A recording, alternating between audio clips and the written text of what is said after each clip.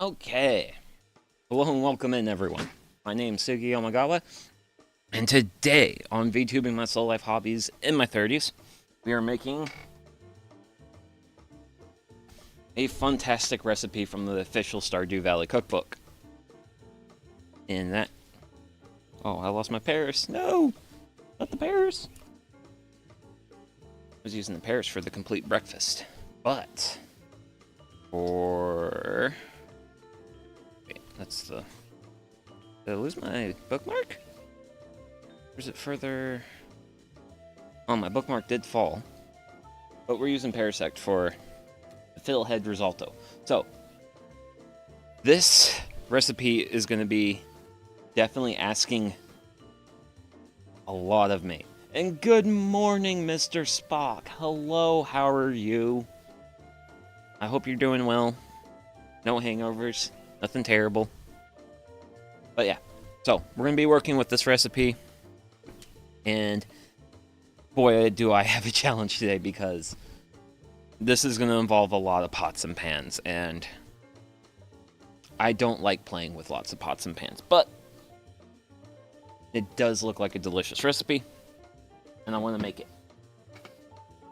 So, before we get into actual cooking, let's talk about these guys. So, these are my Greenbrier stems. Fiddleheads aren't in season here, I don't think. I think Fiddleheads are in season here, but I don't have them available. They don't grow. Well, they don't grow on my property. But I grabbed a big boy. But this Greenbrier does. So, as you can see, got some thorns. It's very green. You guys can kind of see why it's called Greenbrier. Now, the reason why I have this big chunk of it and some of this here is I want to show you how to harvest it. And that is, you start at one point on the stem where it's kind of tough, and you go up the stem, flexing the stem with your fingers. And it should be right around in here. It should snap. So, and what that does is when you're able to snap it like that, granted, I think this guy's starting to wilt because I cut him like an hour ago. When they snap like this part is soft enough for consumption. And I've got two other sides to this bad boy. But yeah, this is actually one of my favorite trailside snacks when I'm hiking in the woods around here. It's just real fun to just take a few of these snips off Greenbriers, pop them in your mouth, chew them, eat them. They're plenty fine that way. However, though, rest of this, not so. Couldn't you put the rest in the blender? I think it would be. I think it would still be too tough, because I mean, these stems do become very tough, very strong. Really, I mean, I've had to clear this plant out for making trails before, so it's actually a pretty tough plant. But when it's young, it's very supple and soft. And so it's a member of... So this is... So the Latin name for Greenbrier is Smilax frutifolia. So a couple characteristics of identification is... So this is actually technically a climbing shrub. So when you typically see it out in the woods, it will look like a shrub, or it'll look like a vine trying to climb a tree.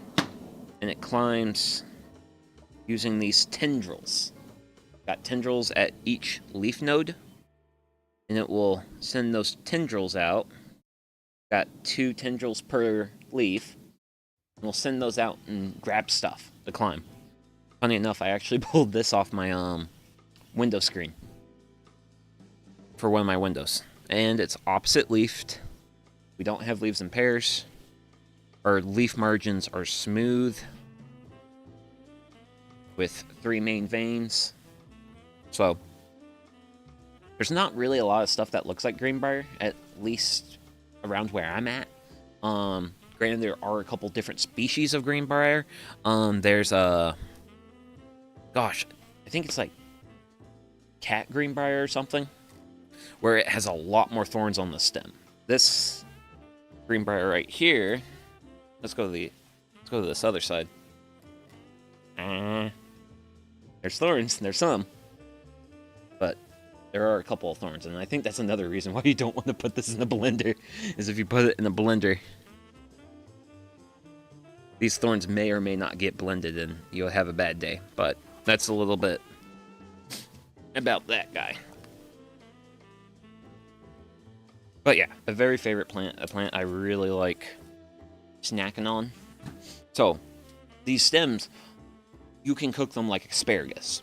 And in the recipe in the Stardew Valley Cookbook, says if you don't have access to fill-ahead ferns, you can substitute them. You can substitute asparagus for it. So I was like, I know something that I can forage for at my own house as like asparagus. So we're working with Greenbrier today. And I will once again reiterate that I am almost not looking forward to cooking this, simply because of we're going to have a lot of pots and pans flying around. But we're going to also work on a little bit of our prep, because I want to go ahead and get stuff prepped before we get too crazy. Hopefully that won't burn there. Because I know at like one point in this recipe we have to like we gotta like shove vegetable stock into a container that we're cooking in while other stuff is happening. So it's, granted, this is kosher sea salt. We're actually be using a lot of that today. But yeah, I'm gonna do my cheese in here. And there's my cheese grater. So I'm going to... my book. Oh. Book was under the Greenbriers. Okay. So I want to go ahead and do a bit... I want to look through this recipe. Just make sure I'm not missing anything right now. So we're going to do fresh Greenbrier rather than fiddleheads. We got kosher salt, vegetable stock, olive oil. We have a large shallot, so I need to dice that up. Fresh ground black pepper, garlic cloves. I'll be using tube garlic for that. And then we have rice. We got rice sitting over there. Dry white wine. Got that. And then we're going to want 1 cup freshly grated Pecorino cheese. It's actually a sheep-based cheese, which is interesting. Then we got parsley. I actually have a parsley plant next to my foot. Then it wants 1 tablespoon of lightly packed fresh grated lemon zest. I'm just going to use lemon juice because I have 2 bottles of lemon juice and I need to use that up. And then hand-torn fresh cerville leaves for garnish. I do not have... My grocery store did not have access to those, but I can just use parsley as something of a substitute for that. So, going through those ingredients, I have determined we've got 2 things to prepare. We got to dice up our onions, or shallots. It's actually not shallots, it's just green onions. And then we've got cheese to grate. So, because cheese is cheese, I'm going to set that off to the side. Wait a second. Did I really do that? I really did that.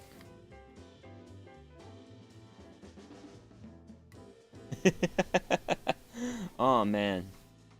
Okay, so it looks like I have definitely left my cutting board upstairs and my knife. So I'm going to throw the BRB screen on, and I'm going to go run and grab a cutting board and a knife right quick.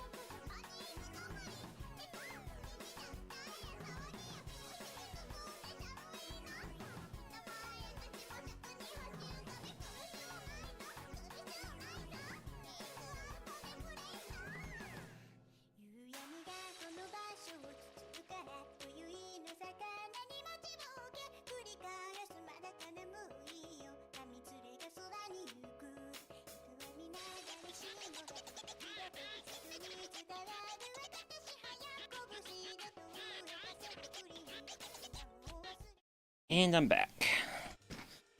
My fire's starting to look sad. We don't like sad fires. We want happy fires. Yeah. I still got a lot of cooking to do, man. Yeah. I gotta be real careful about where I stick the fire poker, cause holy smokes, I put in the wrong spot. Like, like earlier today, as I was getting ready.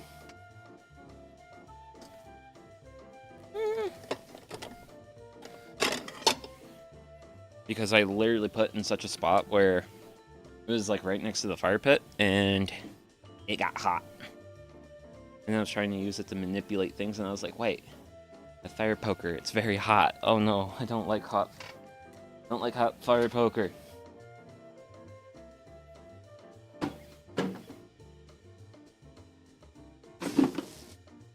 Woohoo!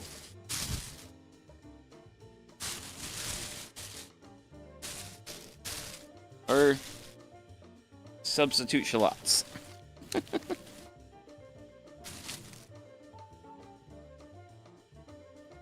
There's one. You know what? I am a huge, immense fan of onion. So we're going to be a little bit generous with our onion helping today. As well. I like it. Too bad. So, we're just going to go ahead and give these a nice good cut up. I'm going to be cutting up both greens and the bulb to hopefully best get the best of both worlds when it comes to heaven. Now, for the bulb, how do I wish to do the bulb? How do I wish to do the bulb? I think slices. Slices seem good.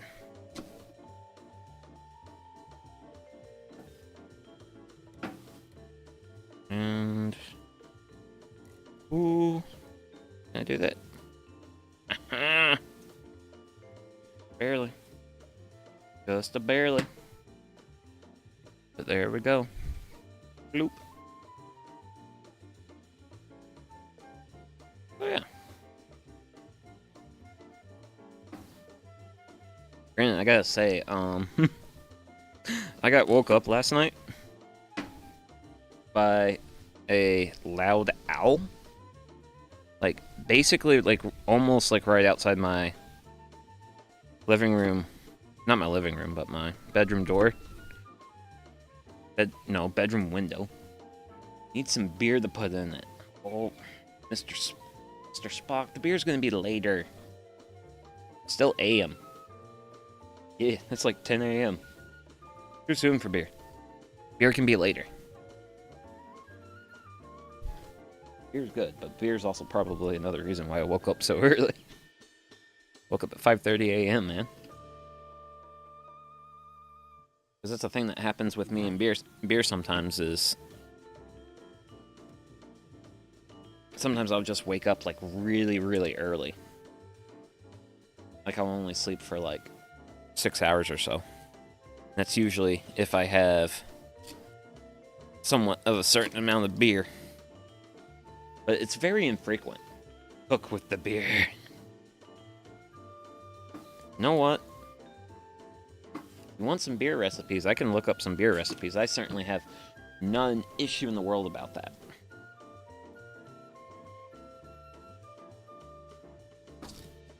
I mean, we're generally very pro-beer around here. I think, like, as far as recipes I've cooked with beer, I think I've only done beer cheese. I haven't done... put beer in a chili? Ooh. You sir, Mr. Spock, you're coming up with some... you're cooking up some ideas here. Brandon, Chuck's this morning would have actually been really great for beer chili, because it's like 40 some odd degrees out right now. It's real nice next to the fire pit. Oh my gosh. I'm still doing a little bit of research into what I wish to do for stream schedule next week, and if the weather still continues to looks to be nice, like really nice, I might be like, bum kiss, let's do a cooking stream. Even though I have some other things I want to do, but we might do a cooking stream depending on how the weather looks like. So yeah, onions, done. And I will say, another fun aspect of this recipe is we really don't have a whole lot of like this style of prep to do.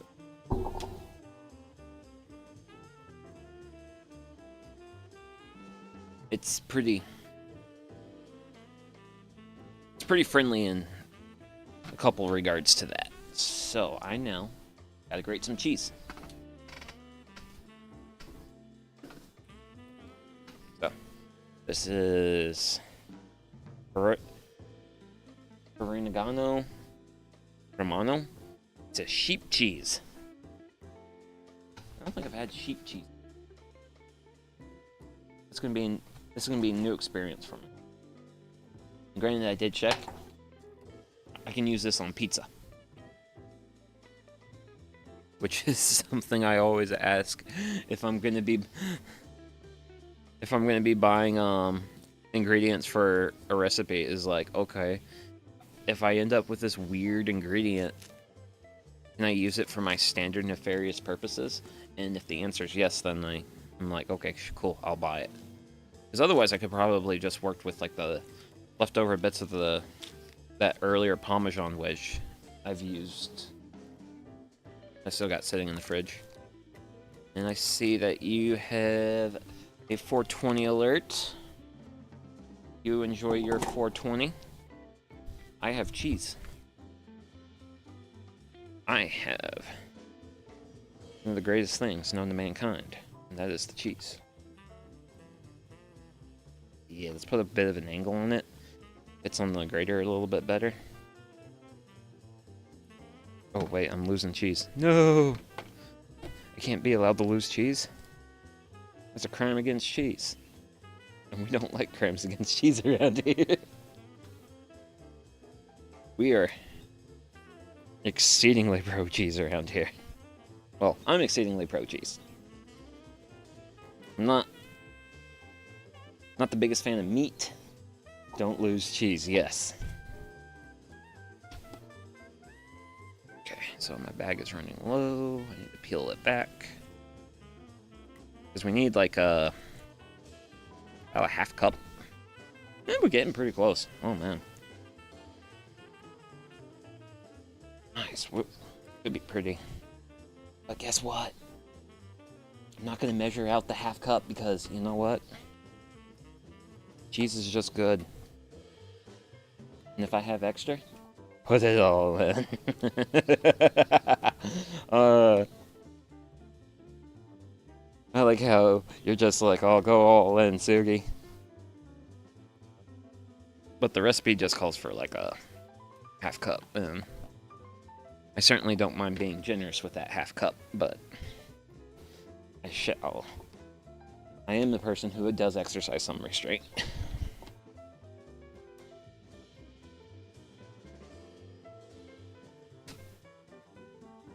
Okay. So, don't want to grate plastic. Let's see what we got here. Oh, no. Can't touch the metal. Metal's hot. Cheese does not like hot metal. Oh.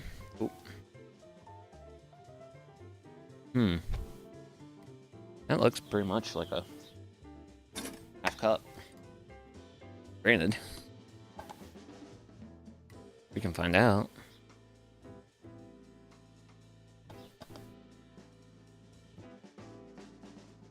So, answer is that's the metric side. I need the American side. Oh, that's like a full cup. Oh, that's a full cup of cheese. There, and then it just gets swept off to the side. Measuring cup goes back there. Got a few bits of cheese. Get those. I'm just gonna double check. Yeah, it's perfect. Double the amount. Or just have the standard amount, where you can just have double the amount. Ooh, stir fry's a recipe coming up. So, yeah. Yeah, because I need a half cup for the recipe, but I also need a little bit extra for serving, so I think 1 full cup of cheese is plenty of delicious cheese. And then the good news is, this is pretty much the extent of, like, the pre-prep. Pretty prep-friendly. Well, prep before we actually start cooking. The actual cooking's a little bit of a... makes me nervous. Speaking of making me nervous, let's grab some tea. Something great for calming the nerves. Aw, man.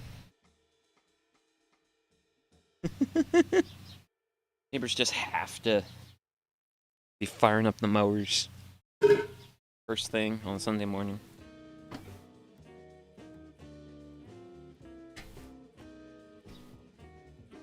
Granted, it doesn't sound like they're like super far. What, 3 doors down? It sounded like 3 doors down. 3 or 4 doors. Oh well. And... hurry.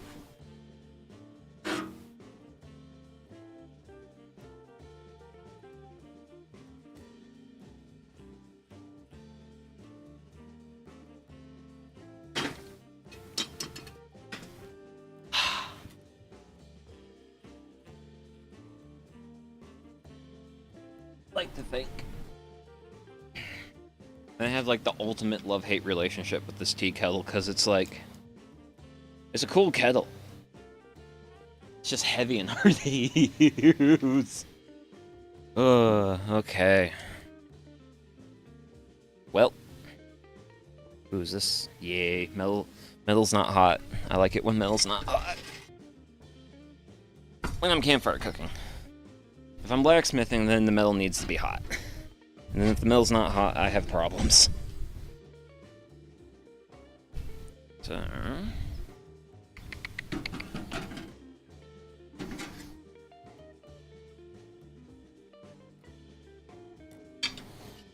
attempting to be somewhat careful.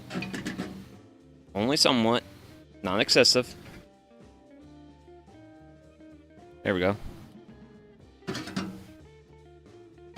There we go. Seems pretty reasonables to me. Let's hook you. Oh, and hello and welcome in, Dad's Old Shop. Good morning. That fall where I want it to? Close. Close, but not quite. There we go. I'm not an expert at manipulating metal, but I'm at least somewhat okay at it. Sure. Let's go ahead. We're gonna have a little bit more heat going here versus over here where the tea kettle is. Now, I get to worry about executing this recipe. So I'm gonna need some pots for this.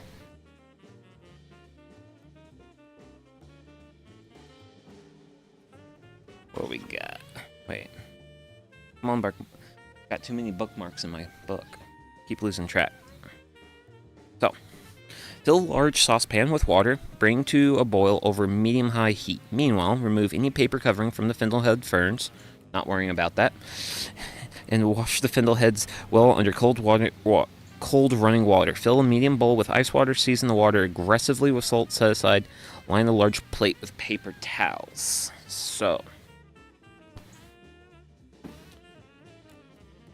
as you can see, there is steps. There's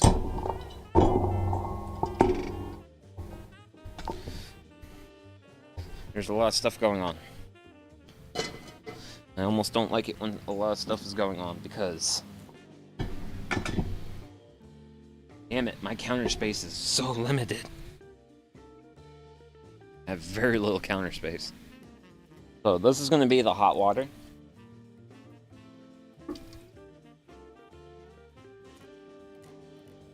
I don't think I need a lot.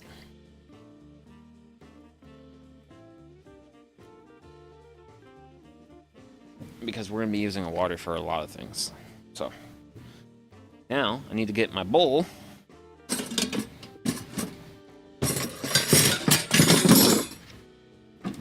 And then this bowl is going to be the ice water.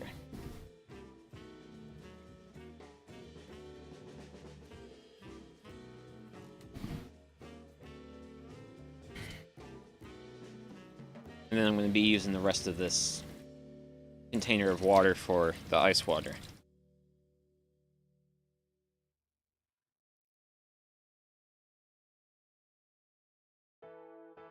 And there's that.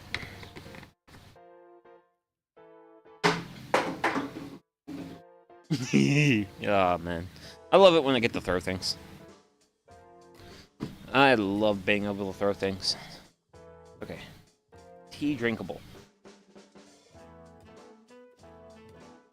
Yes. Bit on the hot side, but still drinkable. Ah, there we go. Okay. So, I'm going to be sharing a little bit of my kettle water with this guy. So that way, we can get that water a little bit warmer, get a little bit extra water. Because we're going to be using this to prepare our Greenbriers.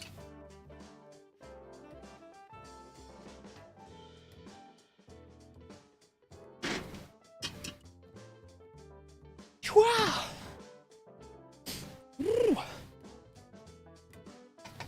Jeepers creepers, that smoke does things to my face. And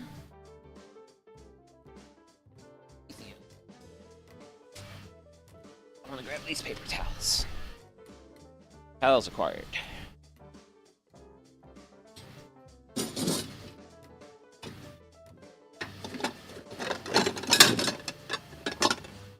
So, this is good. This is gonna be my plate. I have my paper towels on.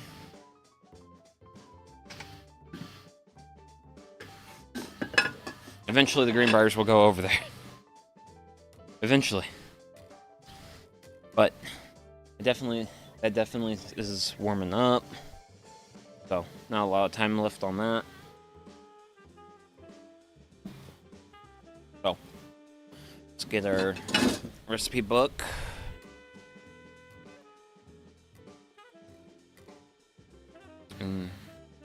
Sorry, Paris. I keep confusing you for Parasect, so I want to keep things simple for myself today. So, large saucepan with water, bring to a boil, medium-high heat. Meanwhile, remove any paper cut. Yep. Fill medium bowl of salt. Season the water aggressively with salt set aside. So, you're going to get hit with salt aggressively. Once the water is at a boil, season it aggressively. So that will get also hit with salt aggressively when it boils. Then add fiddleheads, cook, stirring occasionally until the fiddleheads turn bright green or crisp tender, 5 to 10 minutes. Now, the Greenbriers are already fairly tender, so the cook time's going to be really short here.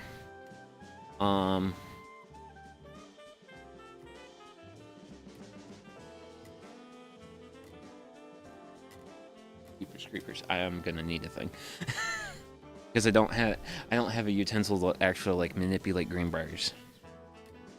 So I'm a little short there. Use a slotted spoon to transfer the fiddleheads to the ice bath. Stir several times until the fiddleheads are no longer hot, and then transfer to the paper towel lined plate and set aside. Okay, so that's our first Mission Impossible. And yeah, it's definitely Mission Impossible this morning because holy smokes. Oh, it's gonna hit this fairly aggressively with water. Well, hit the water with salt. And then we'll give this some swirls. Actually, I can do better than swirls. Have a spoon.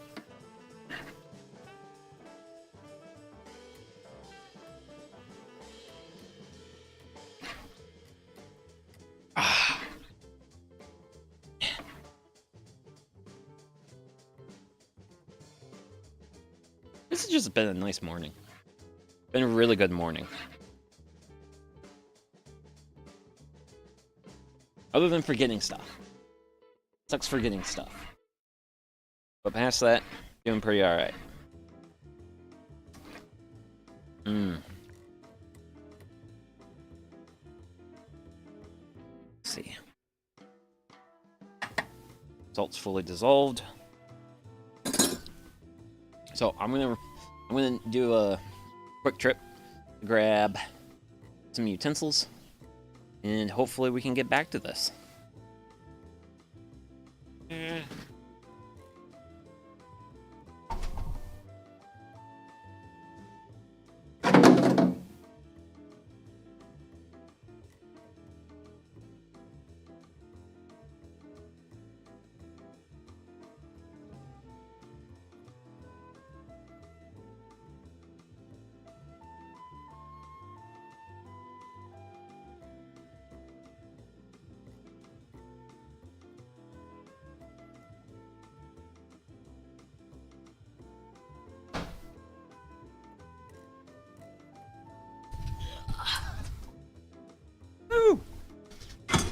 Oh. Just knocking and hitting everything, aren't I? I think I'm not gonna go the slotted spoon route. I'm gonna go for click clackers. Hey, click clackers. Behave for me. Please and thank you. So, let's show this fire some love.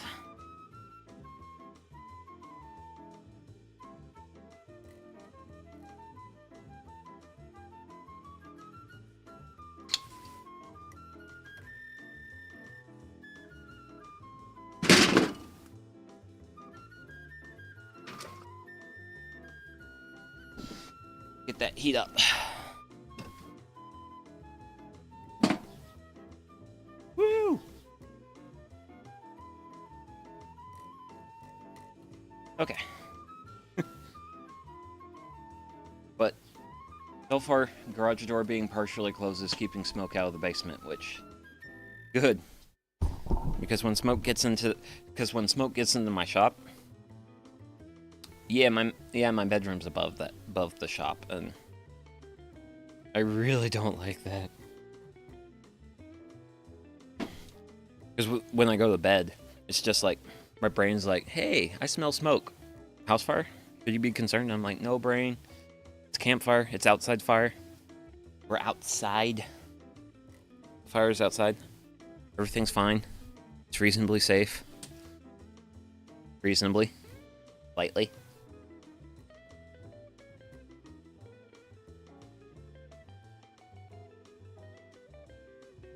But yeah. Oh wait, one moment. I need to. Oh wait. Wait, is that good news?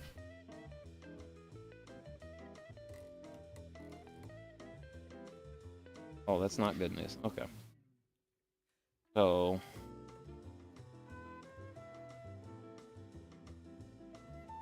Let me get this.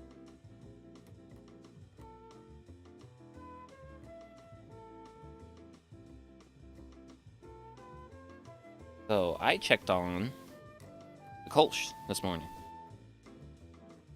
Flip. There you go. And oh gosh, that shows it so poorly. Oh gosh, that's terrible.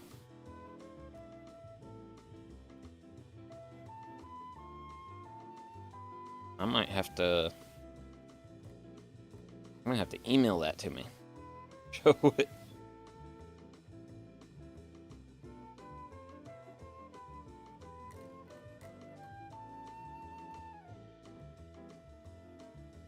And then go to this side of the world. I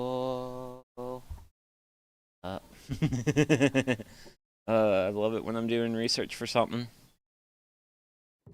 There we go. This number. Back to here. Phone, don't fall. Please don't fall. And image.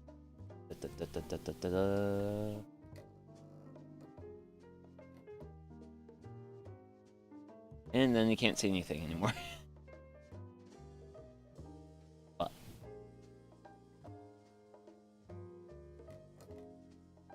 why the images are always so big? So big. Whoa, whoa, whoa, whoa, whoa, whoa, whoa, whoa. Grab too many things, buddy.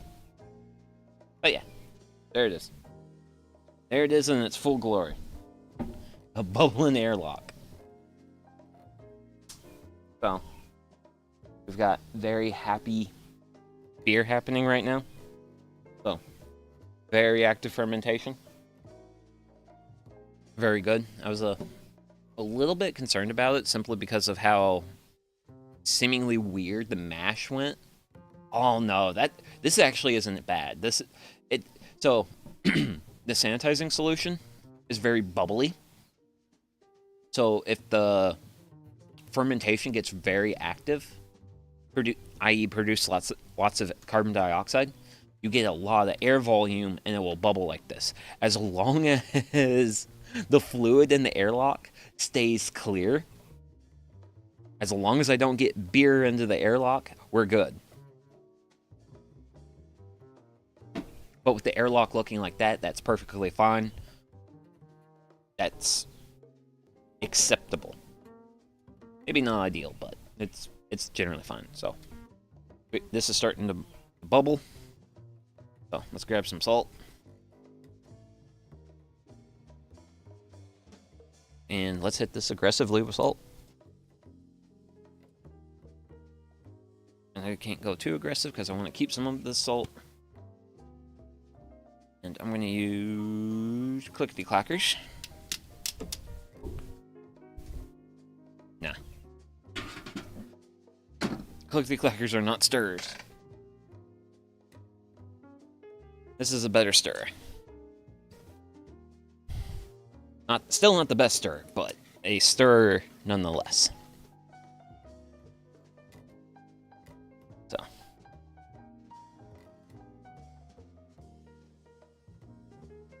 And then that salt is dissolved like that. Thank you, hot water. So we got that there. Got hot water. We have our salted water. And then I've got my plate with paper towel off to the side. And I've got myself a nice heaping mess of Greenbrier. So, honestly, we're just gonna go for it in one shot. We're gonna one-shot it.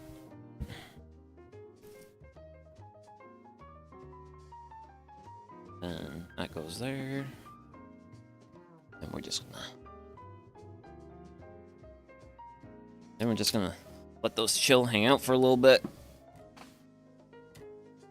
Until they probably get a little bit wilted. And then once they're a little bit wilted, we'll be good to transfer to the ice bath. Cool. Well, this will eventually get water. Well, not water, but ice.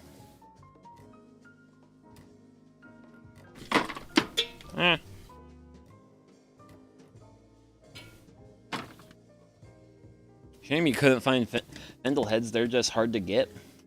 My Asian Mart has them like 2 weeks a year. Ah. I'm sure if they're like softer asparagus. Ah, okay.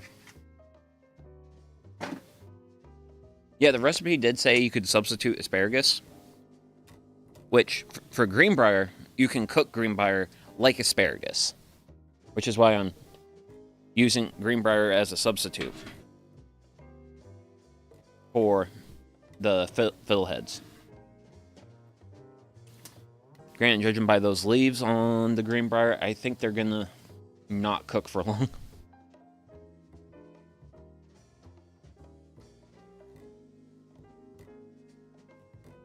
Because the Greenbrier is already pretty soft. It's not. It's not like it needs to be like processed to be made softer. Unlike actual like hard stems like I got hanging out over here off to the side. Oh, I don't know nothing about Greenbrier, but good on the recipe book for an adequate substitution. Yeah. I mean like fiddleheads are pretty hard to get a hold of ingredient. So I mean, that seems to have been the case. That seems to be most of my experience with the cookbook so far is really particular on the ingredients, but so I took their substitution suggestion as a way to do my thing. Yeah, it doesn't take much. I'm not going hard. And then we're just gonna cool those down quickly.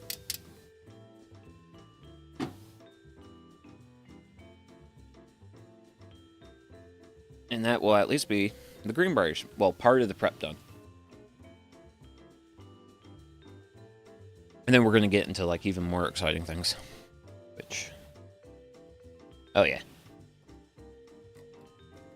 Yeah, Greenbrier that's already soft is like nothing much.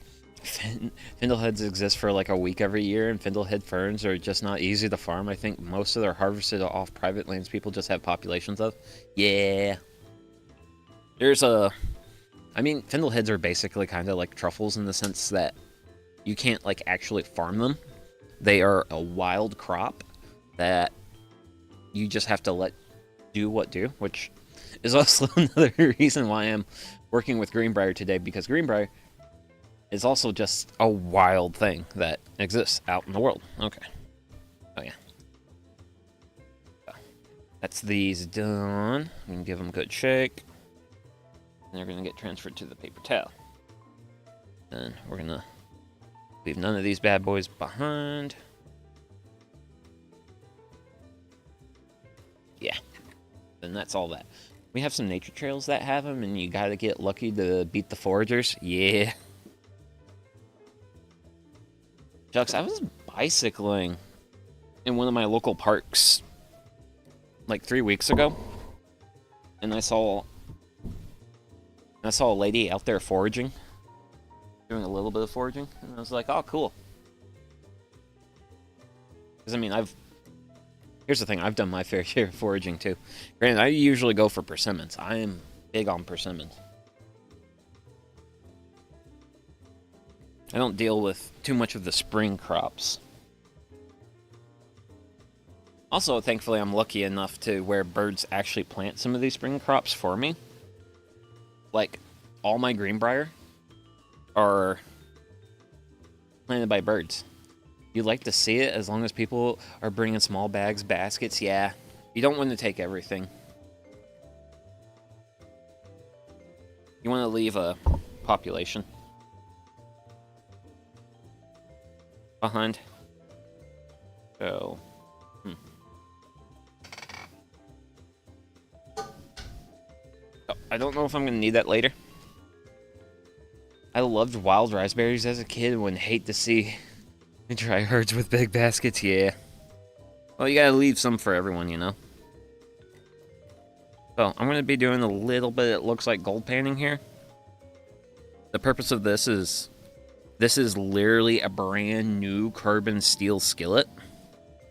So, I'm just using a little bit of that extra hot water to just kind of clean this off.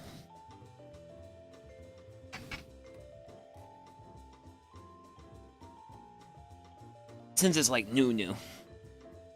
Because I actually bought this at Costco up in Milwaukee. Yeah, got this from the Milwaukee Costco.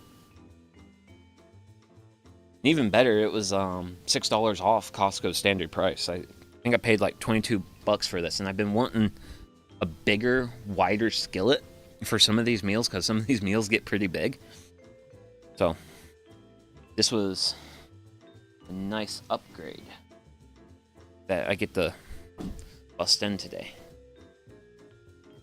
Give it a good round with the paper towel. Get it nice and clean. And now it's only going to get covered with fly ash from, well, you know where. Suki fancy now imported cookware. Well, I also like it because that cookware's carbon steel. So the standard 2 skillet. So I now have a cast iron skillet. I now have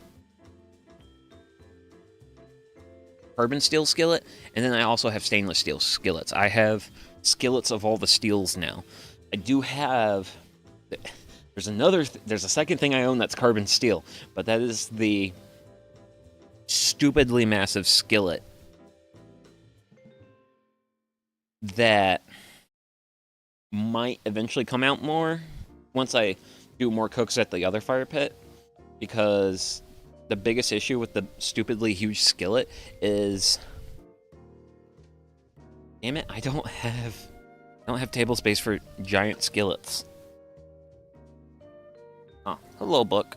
I need book. Here.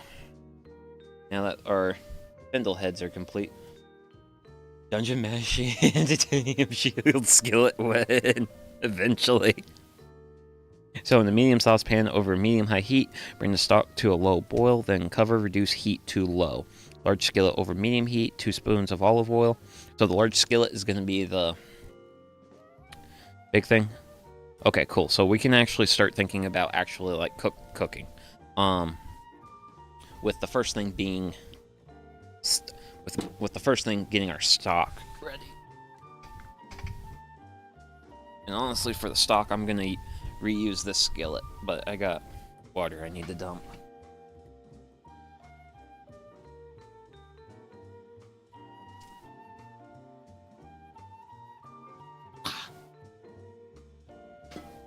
There we go. So, I have to bring 6 cups of stock to a boil.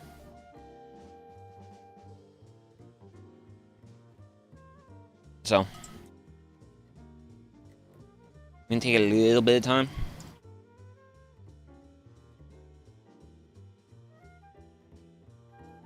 But you know what? I can also do some other stuff while that's happening.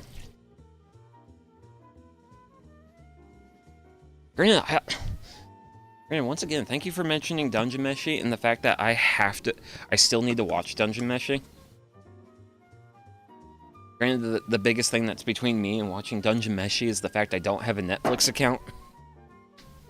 Because shucks, I'm already watching stuff on Crunchyroll, and Farming Life in Another World is getting its 2nd season, so I am now currently also subscribed to High Dive.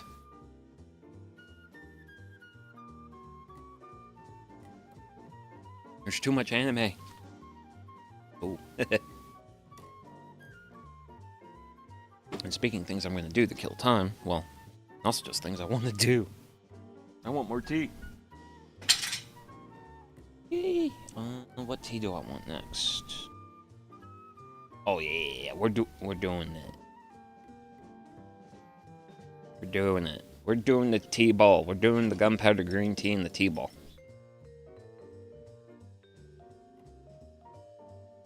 Right? Dungeon Mashie is so good.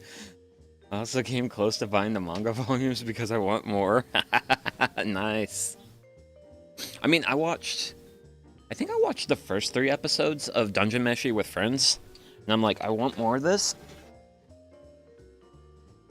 But I also don't want to hand Netflix money. So, that's the quandary. And then I'm gonna leave that kettle down there, because that kettle's gonna hang out there for a little while. And you...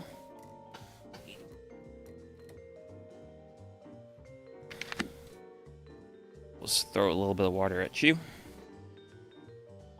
Just because that... Usually the water in the tea kettle gets very, very, very hot, but...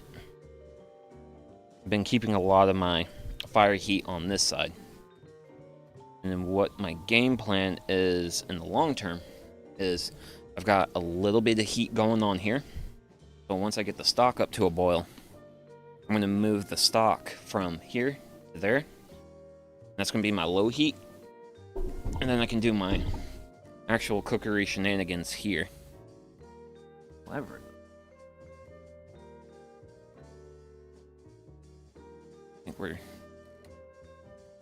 Actually, yeah. Actually. Let's cook. Since I can actually get... I can actually get some wood in there. This way. Because I'm going to need a couple pieces of wood. In there. Uh-oh. Ruh-roh, Raggy.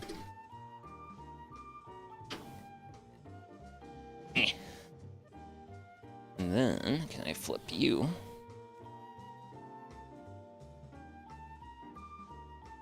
I hook.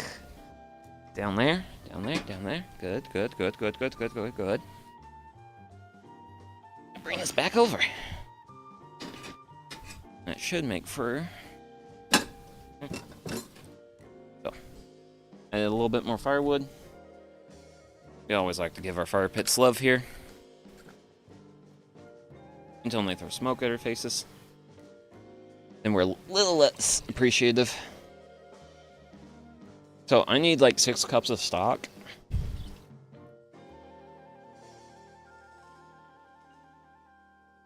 I'm just gonna kind of go ham, because I've got 4 cups per container. I did 1 whole of the other container. And there's also... The recipe does mention the fact that you could run low on stock, so since I had to buy plenty, I'm just going to work with plenty.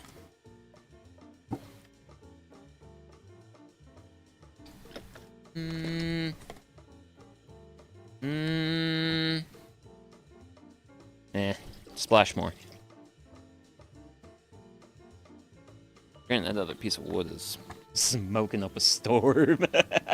Because it's just sitting on coals. And because the coals are on the bottom, it's not really getting much air. Because there's no partially burned wood. Because really, that is the biggest downside to working with the soft maple that I've been cooking with. Is it just burns down into ashes very quickly. Like in like 40 minutes. Hopefully I get a nicer firewood. Ooh. Still way too warm. But there's a solution. Cold room temperature water. Ooh. But that tea looks green. Oh.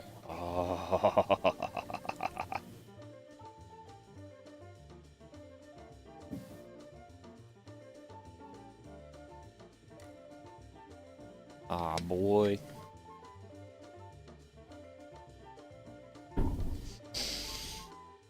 Man. This is nice. Oh, wait. There's a lid for this. Oh, there's my lid. Okay. Make sure I keep track of where my things are. Because, well, this next upcoming step of the process is actually going to be pretty intense. And hello and welcome in, Zerzon. But yeah, we're playing with fire today, which I seem to do an awful lot of. But I also just like fire. Which was funny. Like yesterday's was propane-based fire, but today we're working with wood-based fire. So For this next step, in a large high-sided skillet over medium heat, warm 2 tablespoons olive oil, add the shallot, season with salt and pepper, cook, stirring occasionally until it's softened. 6 to 8 minutes. So many fire-related hobbies. Yes, I am very human. I'm basically a Neanderthal. It's like, oh, I've unlocked fire. I can cook with fire. I can brew with fire. I can forge with fire. And I can use scraps of woodworking projects to start more fires. Everything goes back to fire. Diversify your fire portfolio. Oh, God. So, speaking of diversifying the fire portfolio, I need to get some, like, good, like, basswood. Oh, yeah, basswood for doing some, like, pyrography, some wood burning. I need to go to a Menards and get some of that stuff, get some of those materials so I can get back into doing a little bit of that, because I do want to get back to that at some point. I let Bright Eyes chicken out after laying an egg. I left 2 weed plants on the deck. She did a beeline to them. Got to her before she did any damage. Oh man, I can only imagine what would happen to a how a chicken would act if it actually got into actual weed. Granted, I actually did see a study here recently where cocaine getting into like wastewater supplies and then eventually getting into the ocean, and then the salmon pick up the cocaine, and then the salmon swim a lot faster when they're on cocaine, and also has some slight negative effects for like their body mass for when they need to do like their big swim upstream, which was kind of like, it's like a big interesting, because I've also read some other stuff on the effect of pharmaceuticals getting into wastewater treatment plants and how some of those chemicals don't really break down, which seems strange. Because I feel like a lot of these, like my tea has caffeine in it.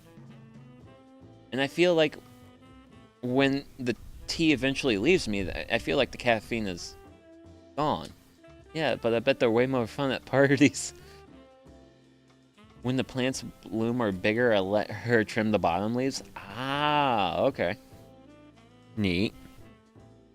So going back to the recipe, so we're going to be cooking our shallots, which I'm replacing with green onion, and then we're going to increase heat, stir in rice, cook, stirring frequently. Oh, okay, yeah.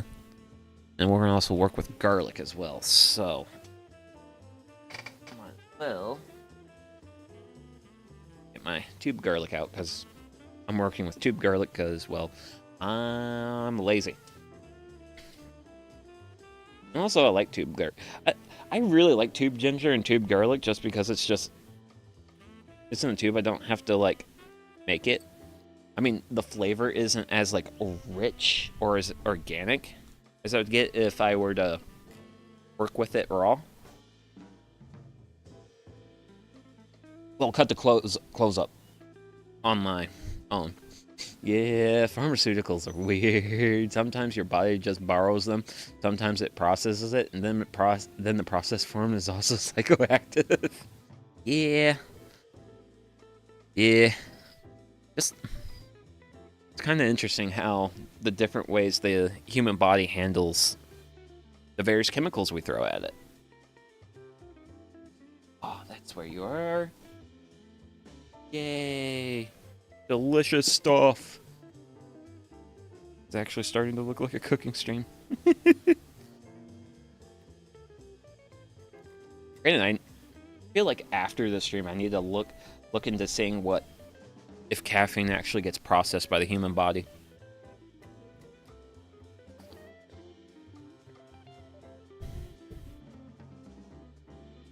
Also, I do need to. I would like the. So, plants make caffeine because caffeine is an insecticide.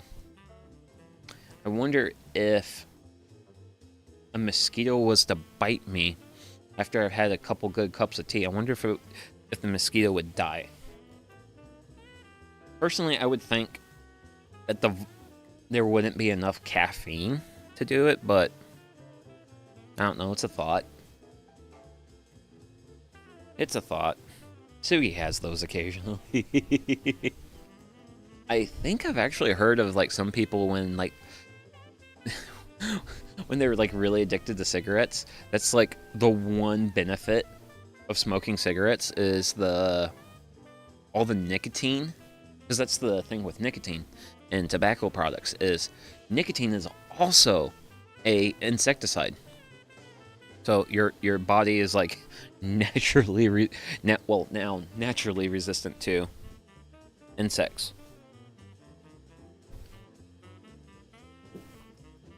Okay. So we're getting really close to our boil. Can I? Yeah, that's what we're gonna do. I'm gonna bring this piece of wood in. Replenish. Also, speaking of replenishing. Man. Sucks, this maple wood's rough.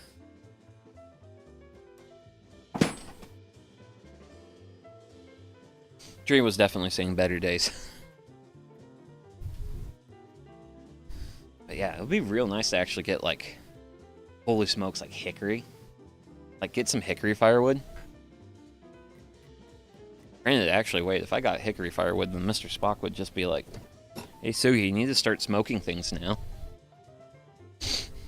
or do a barbecue stream. Which, funny enough, I actually really want to do a barbecue stream, but I want to call it American. I want to call it American barbecue. Whoops, all vegetables. So it's like standard barbecue, but I'm just grilling tons of vegetables. Grilling peppers, grilling onions, grilling broccoli. Oh man, grilled broccoli with a reasonably good barbecue sauce. But that would be a thing I would do. Is I would try to make the barbecue sauce from scratch. Because that would, well, you know, that'd be another fun thing. Because the actual process of barbecuing doesn't take too long. Actually, with meat, it takes longer. I don't think vegetables take as long to barbecue. Because I remember my family's, like, chicken barbecues that we do, and yeah, the stuff that the the people on the stuff the Japanese people see of, like, American barbecue, they would love pictures of my family's chicken barbecue. Because I think we, like, barbecue, like, 150 pounds of chicken or something. Because we're feeding, like, 80 some odd mouths. Huge amounts of food. And it's also helped out by the fact that one of the family members, he actually raises chickens, like, at U.S. farm scale. So he can get chicken for, like, wholesale prices from the actual, like one of the actual suppliers.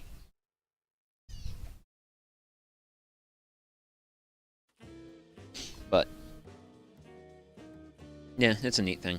I don't know if we're gonna do it this year or not.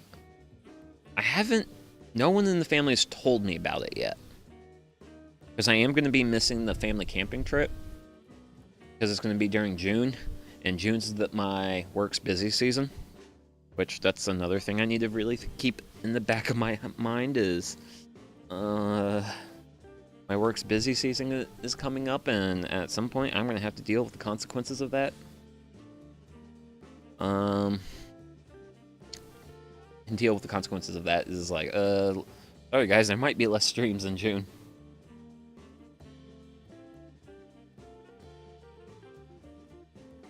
But the beginning of June will be the 2-year anniversary, though, which... Oh, wild. Yeah, I'm close to a month away from streaming for, like, 2 years.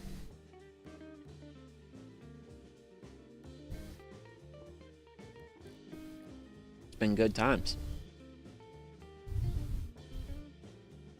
and I have a gentle wind that is carrying the smoke away from me. And that is like the greatest gift of all. It is the greatest gift of all, is when you get a nice little breeze and it carries the smoke away from you. Oh man. Granted, also on the other hand, I was going through the yard yesterday and I was kind of reviewing my blackberries. I definitely am gonna get a little bit shorted on harvest this year, but I definitely have quite a bit of... Let me pull you in.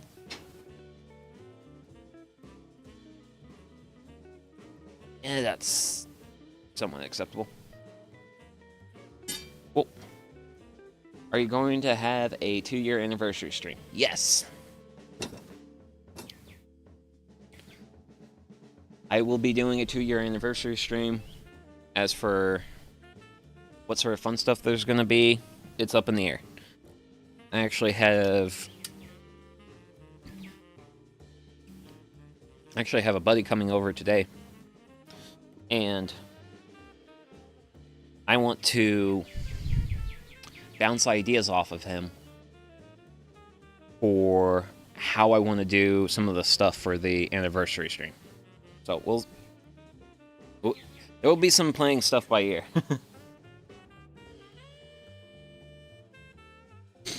For the anniversary stream, but I am definitely going to be doing an anniversary stream.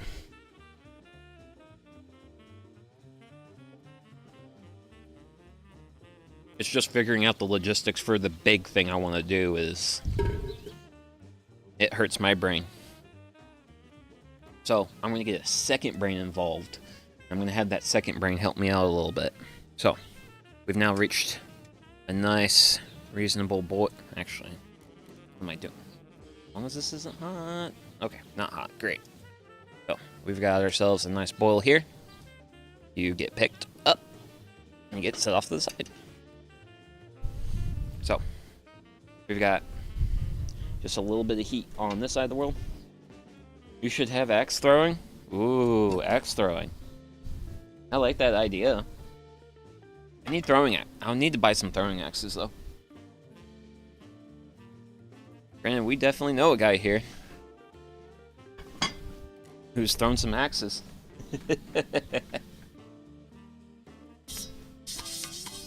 Okay. Want some saws.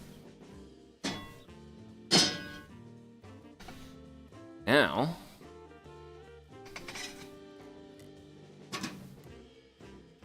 time for the greatest culinary ingredient known to mankind. Kirkland brand olive oil.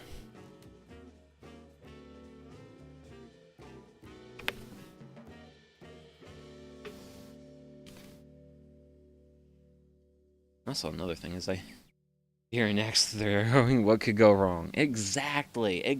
Nothing could go wrong. Nothing.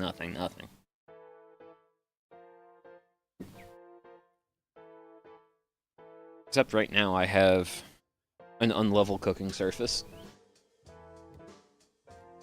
And my oil's betraying it.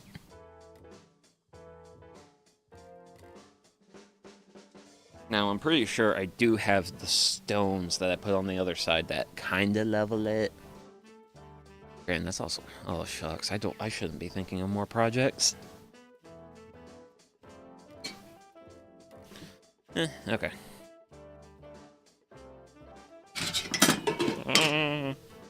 Man.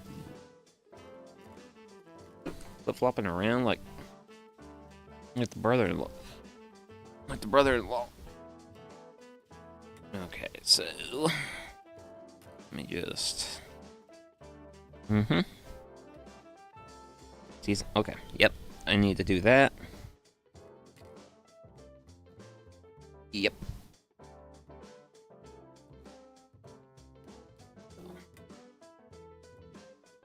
Let's grab you. Have you in the spot. Okay. That's reasonably warm. Yeah.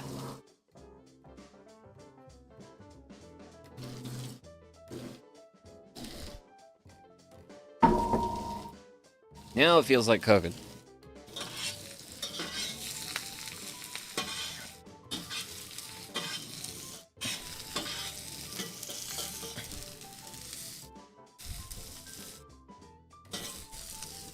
There we go. Now, we season this with pepper.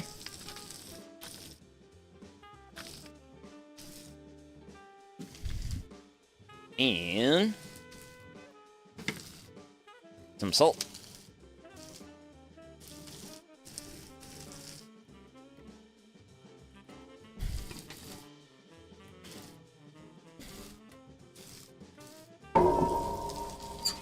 Now, this is actually the fun part.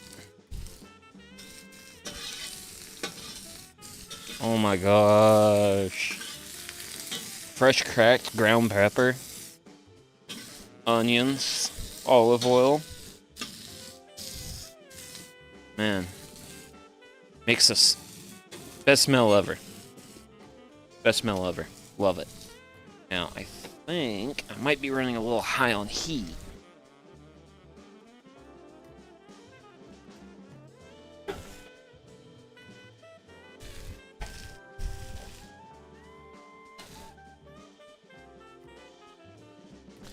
So I just flipped one of my logs a bit further back to bring my heat down a little bit.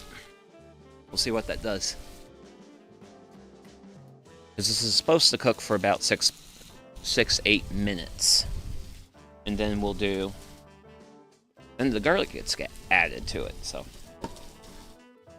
But yeah. So, we're at the point where it's actually a little bit more of a process and actually looks like cooking. So. But still, I have plenty of time to enjoy my tea. Ah. Now, granted, if I was to do axe throwing, I would actually have to get a good target block for that.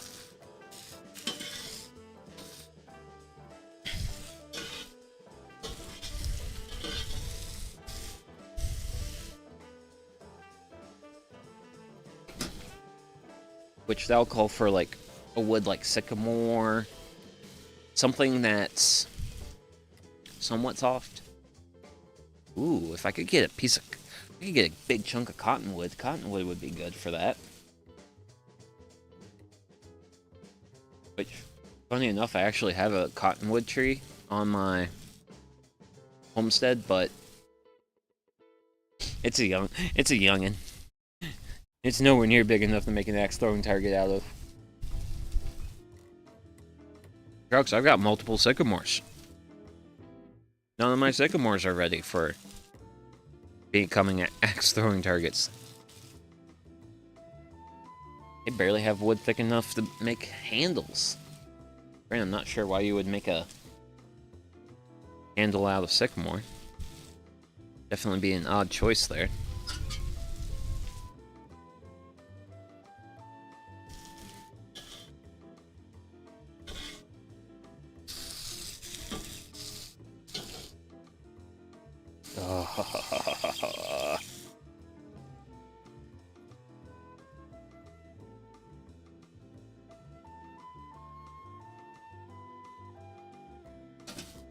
Oh yeah, I love cooking onions. Onions are great.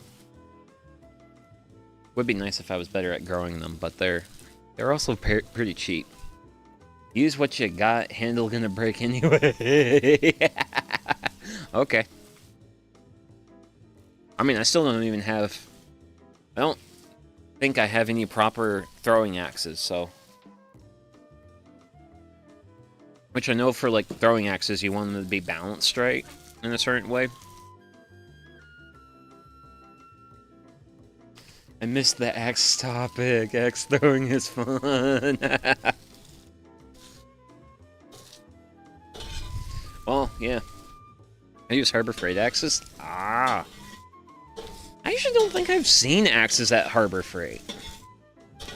But I will say, thank you for the tip on the Harbor Freight.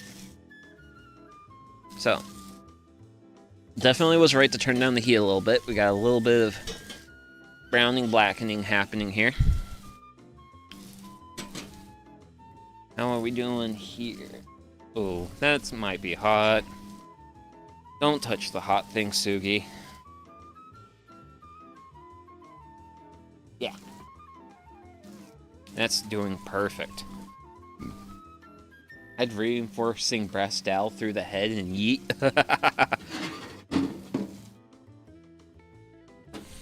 I can yeet.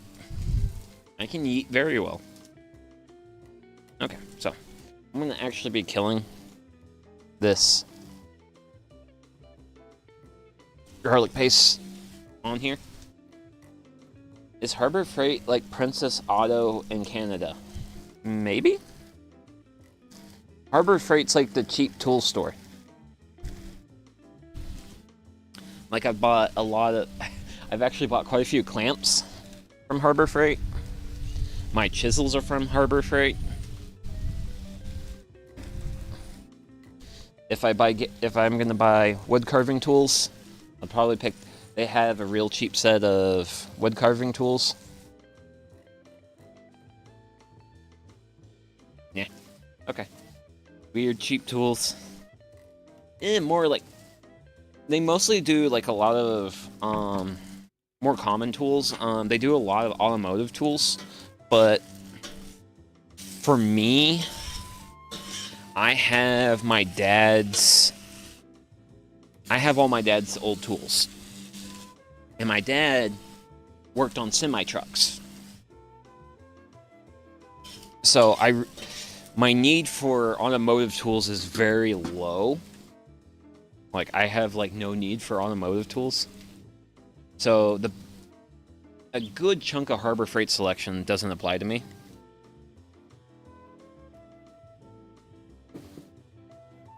They have a lot of Power Fist stuff.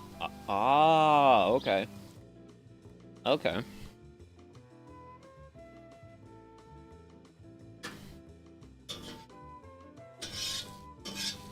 Okay.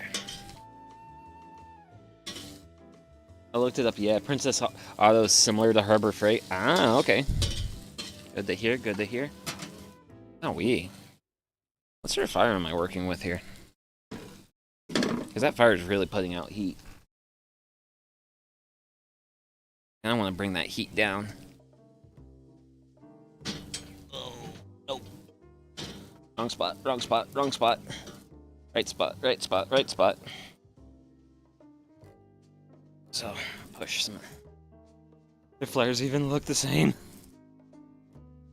They have cheap small engines. Ooh. Yeah, we'll just reference. I think we're at the point where I get to add rice.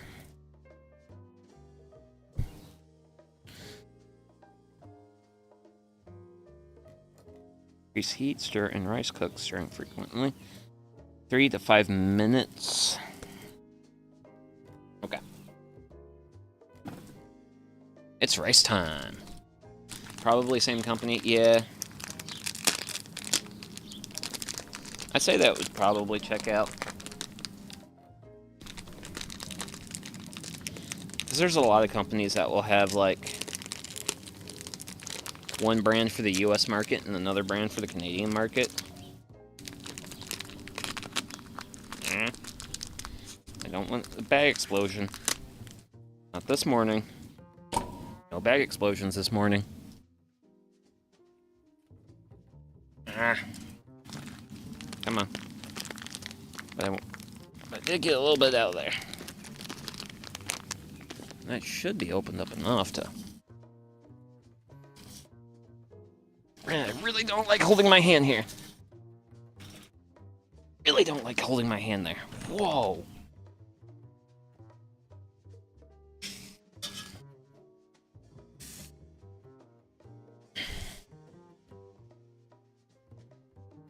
Jeepers creepers. Where's all that heat? Oh, that's where all that heat's coming from. Harbor Freight has under 1,000cc engines, not the same company, but they hire the same design firms. Oh, okay. Okay, I figured out where a lot of that heat, extra heat was coming from. I'm gonna Requisition that heat elsewhere. Because I don't want that heat directly under me. It's too close, man. Does Princess Hollow have a no questions return replacement pot? Like if you break a tool and 3 years later you get a new one? Oh, come on.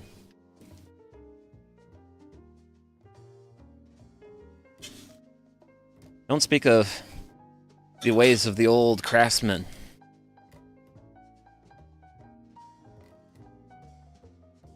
I don't know. Okay. Okay.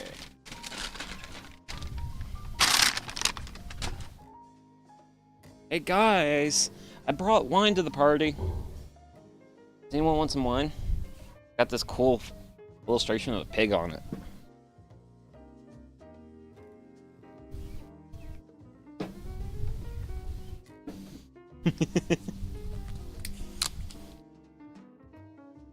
Whoop.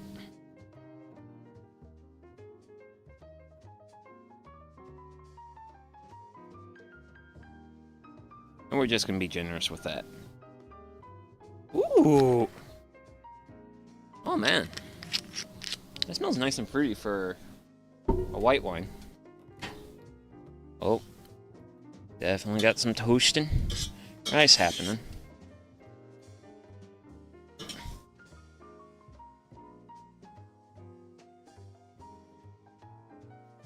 Every time I buy a hammer or axe from Harbor Freight, they tell me if you break it and return it with the receipt and get a replacement, sir, if I break a hammer or axe, that's my trophy.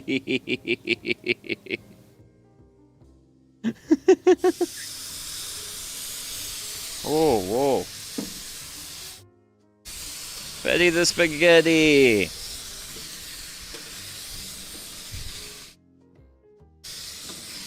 Good afternoon. Risotto's coming along? Yes. I may have gotten the heat a little bit excessive for the onions and may have cooked them a little bit long, but we have now added the white wine to the cook, so we're now moving along. Now I gotta figure out my next step. Most of the wine's been absorbed. 2 minutes. Add 1 cup half stock.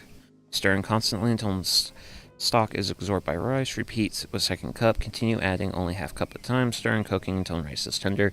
25 minutes total. Okay. And then adjust heat as needed during the cooking process to maintain an active simmer. Looks like a beautiful day, too. Glad you're enjoying it. Yeah. Like, it's actually...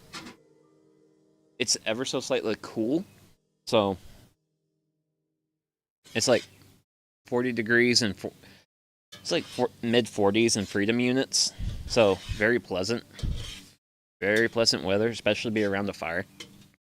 Also around a fire that's putting off heat putting off more heat than I'm anticipating. Not sure why it's putting off this much heat, but... And I'm also breaking in a new pan I bought at Costco, so... Always love... Some people like new tool day. Sugi likes new pan day. Granted, I also do like new tool day. But it will probably be a while before I have a new tool day again, because, well... I have a pretty full shop, and... I don't need any more new tools right now. Because I don't have any projects asking for them. It was supposed to rain all day. Still nothing? Yeah. Like, I have clear blue skies with just a few small wispy clouds on the horizon. Okay, so this wine is almost absorbed. Right now, I do really like the toast I got on the rice, though. So.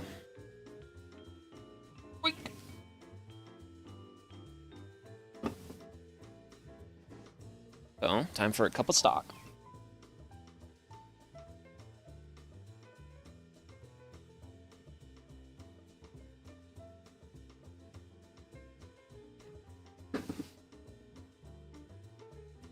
I think I'm gonna let the stock just cook uncovered for now.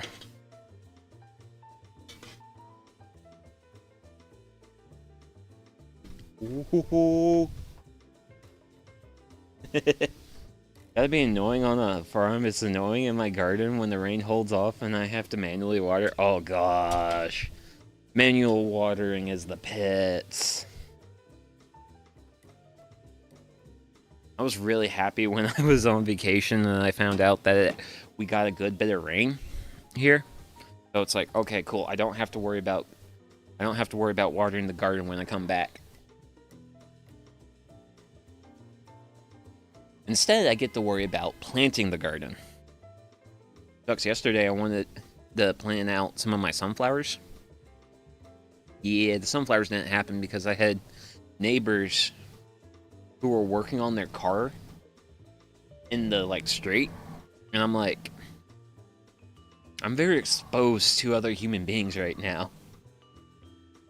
Right? Sky, handle my light work, please. Yes.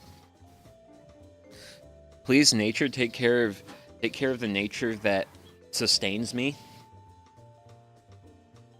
Says the very selfish human being. Yeah, I really overcooked those onions. Not all of them, but better part of them, though.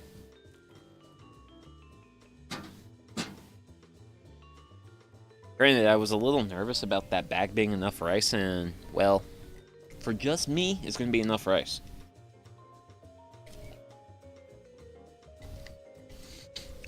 But yeah, so since I couldn't plant sunflowers, because Sugi's nervous being exposed in his front yard, I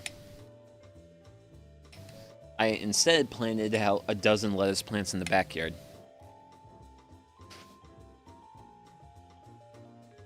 So I got lettuce planted instead, so not what I wanted to get done, but still got something done. For example, I had 2 pumpkin plants that I needed to get planted. And I did get those planted out in the front yard, though, so I at least have that done. And also, funny enough, when my sister was here Thursday, no, Friday. She was here Friday. We were talking and stuff, and I was just talking about, like, how I don't have time for anything. Oh, forgot, it's coffee. Oh, man, coffee time. Well, the consequences of drinking coffee time. Okay, so that is first round stock edition, fully absorbed. Time for round 2.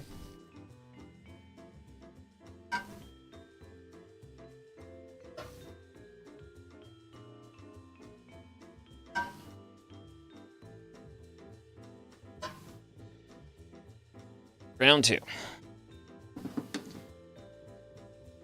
And then every time I just get a round of the stock going, I'm just going to give this a good stir.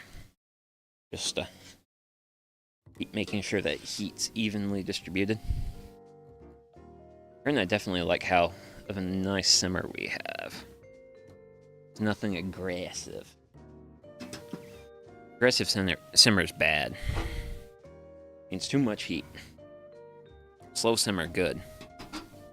Just the right amount of heat. And also, I should be keeping track of time. Because, yeah. If I have things get a little out of hand, well, actually, no, I just have to keep track of how long I've been cooking the rice for. That's the main thing. So, now that we're just kind of letting that do its thing for a moment. So, just heat is needed in cooking process. Okay, yep. Reduce heat to low. Add the cheese and 2 tablespoons of butter. Ooh, I like butter. And stir vigorously until the rice is creamy. Ooh, creamy rice. Yeah. Remove from heat, season to taste with salt and pepper. Cover with lid to keep warm. Then large cast iron skillet. And then we're gonna do, yep. Mm-hmm. Mm-hmm. Yeah, and then there will be prepping the finished, the actual like cook of the Greenbriers. Eventually. So. Yeah, I do have that, so that's good. Granted. I think when we get close to being done with the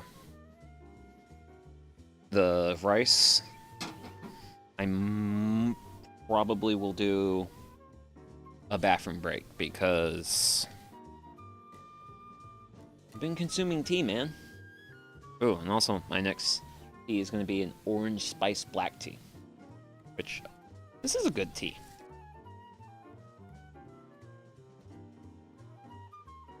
Trying to make sure I only drink good tea. But I love how citrusy it smells. Oh gosh. Heavy kettle.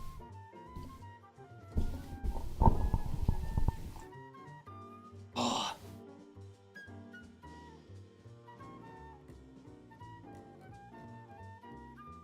Okay, Jeepers Creepers, you heavy guy. There you go.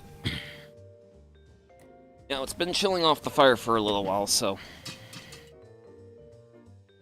Water's probably chilled. And by chilled, I mean become warm. Warm, but still reasonable.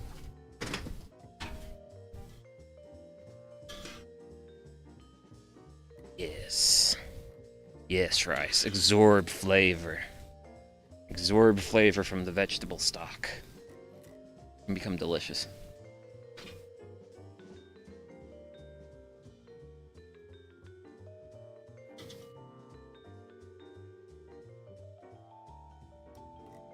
Okay. Yeah.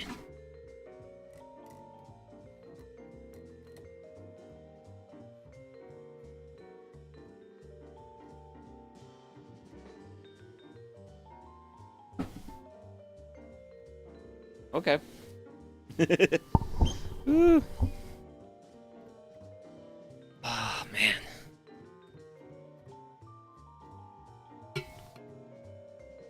But yeah. Oh. One of these days I'm going to dig into why the GoPro does its glitchies. Today's not going to be that day.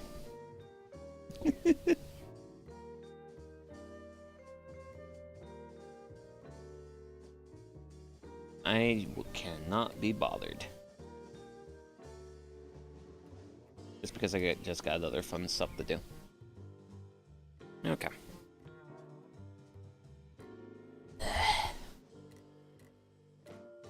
Oh, man. Tea warm? Tea warm? Okay. It might actually be near perfect temperature. Because whenever the teacup is just warm enough to, like, kind of hurts the hold, it's pretty dang close to perfect air temp. Well, perfect temperature, in my opinion.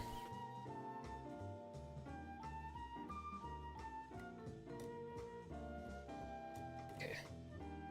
That rice was definitely getting a little crispy. Nothing wrong with a little bit of crispy.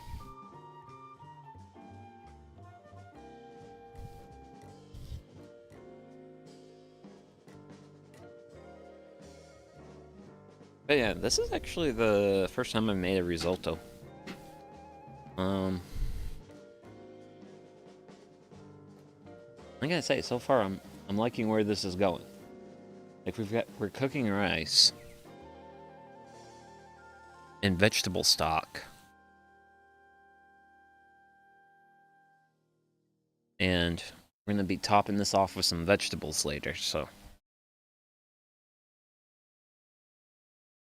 I like this. Ooh, yeah. That tea's really good temp. Okay. So, since we're kind of chillaxing for a moment, let's kind of go through here. Yeah, like farmer's lunch is probably a recipe I won't do just because it calls for that eggs, chowder. I probably will not do chowder because clams. Yeah, clams. But we are doing the fiddlehead risotto.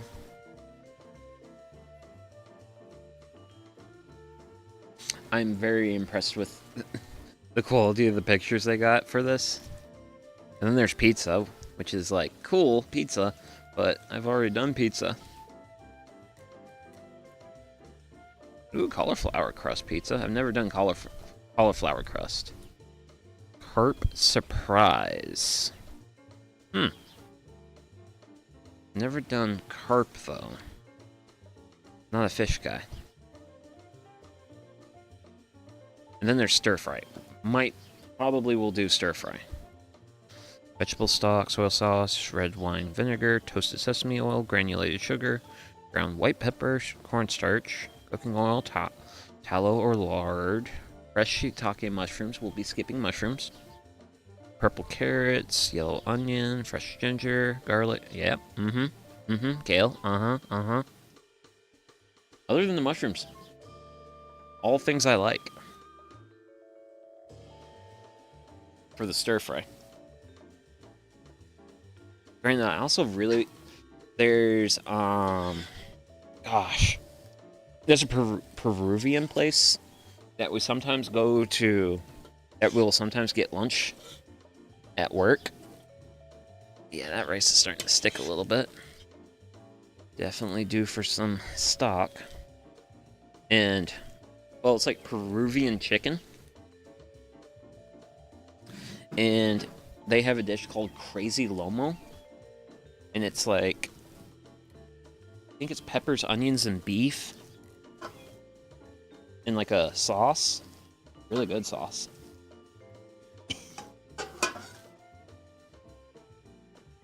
Keepers.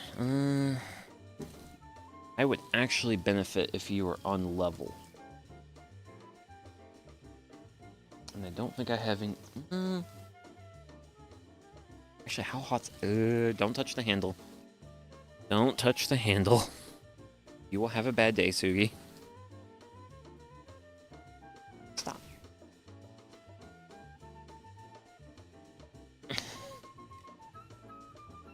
There we go. That's a bit better. So, what I can do...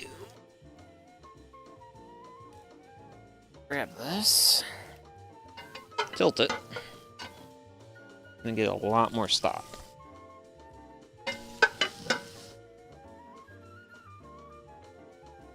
Ooh. Yeah, that sizzling was, that pan was getting hot. Pan was getting warm. Yeah.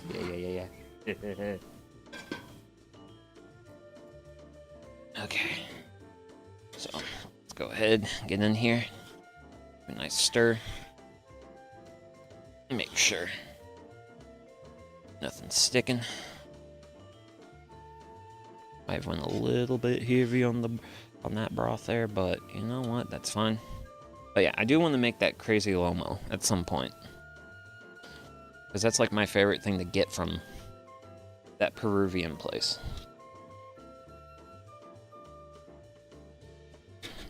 So I'll have to see if I can't find a recipe for it at some point.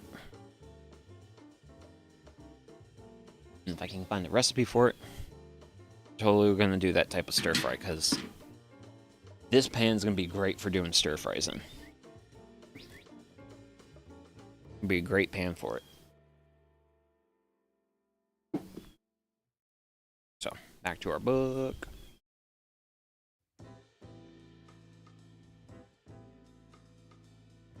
Oh.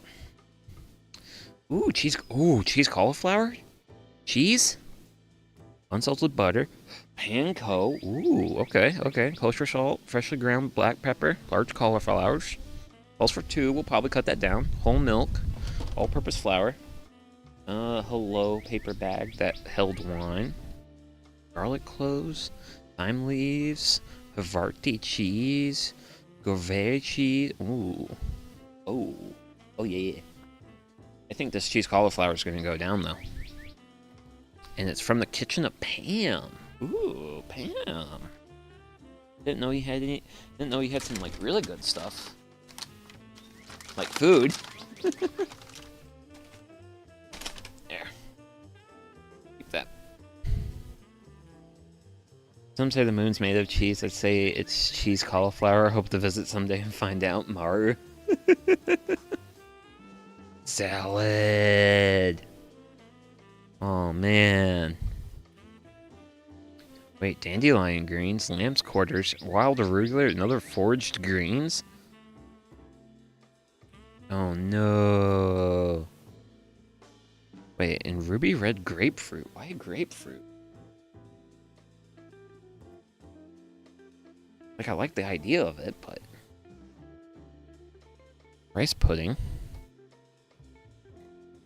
Vanilla bean granulated sugar. Unsalted butter.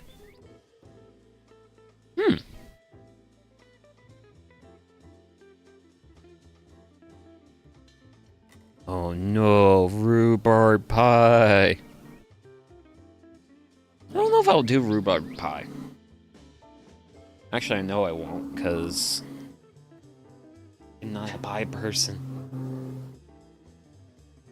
I hate to expose myself as, like, ultimate evil, but I'm not a pie guy.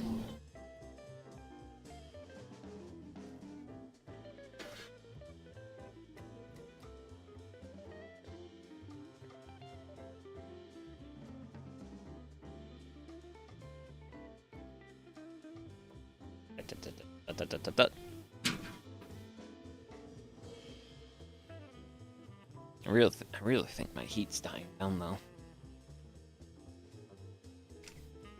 I probably should address that. Let's see. Yeah.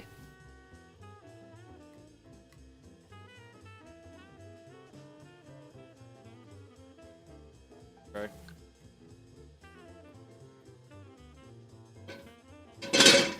Woohoo! I am deeply thankful for that pan being as heavy and laden with food as it is.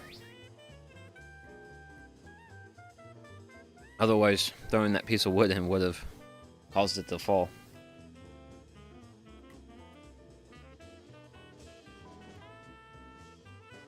Ugh. Okay. And now the winds have shifted, and the smoke assaults my face.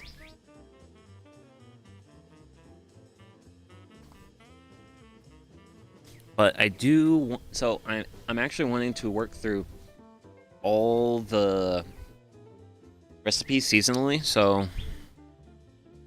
we're now working with spring. Kind of started off in winter, so I have until June to get through all the spring recipes. Ooh, ginger ale from the Volcano Dwarf? Oh, hey. I didn't know their name was Volcano Dwarf. Plain seltzer, lime wedges? Mmm. That'd be nice to make with something else. And then there's summer. Okay, cool. So I'd say probably like cheese cauliflower is going to be in the next big recipe from here.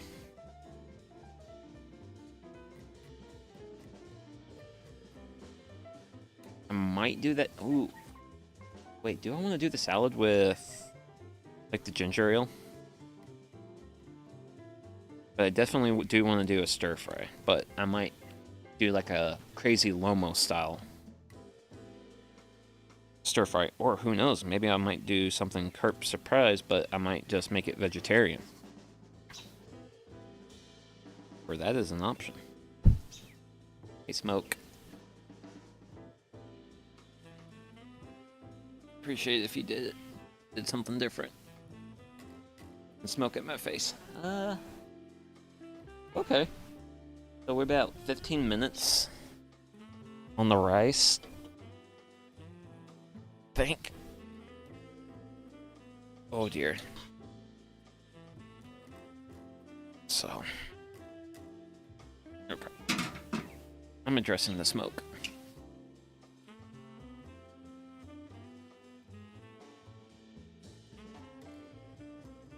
Ideally.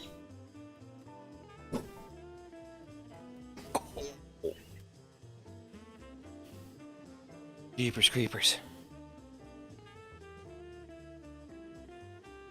So.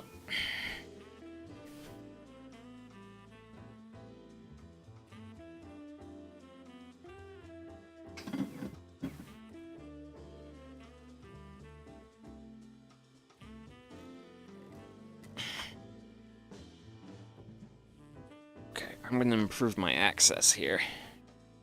I'm going to be throwing the rest of the stock at it.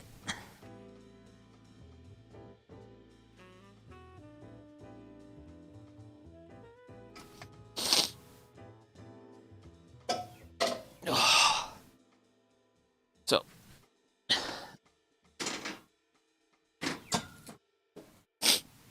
now that I got the rest of the stock on, I can manipulate that in such a way. Oh gosh. Oh. Because it's that new piece of wood I threw in. It's smoking, but it's smoking because it's not sitting on anything.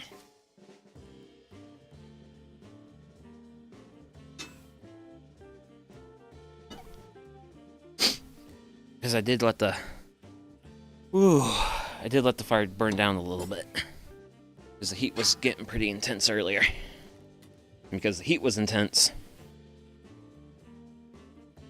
I just let it just burn down for a while, and as it burned down, it kind of lost its pungency. Come on.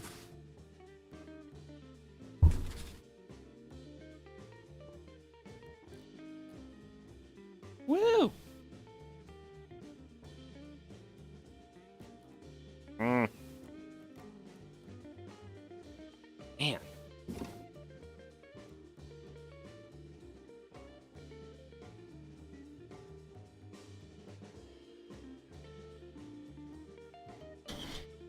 But yeah, that's like the biggest thing with like this soft maple firewood has been like it burns, it will sometimes burn hot, and then it burns down to nothing, and then I'm left scratching my head being like, hey, where did my fire go?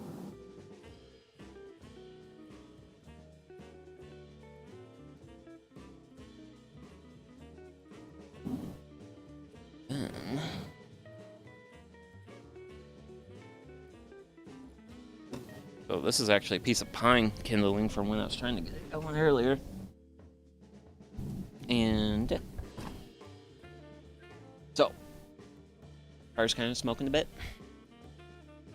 And I really need to use the restroom. So, I'm going to hit the restroom. And I'll be back here in a few.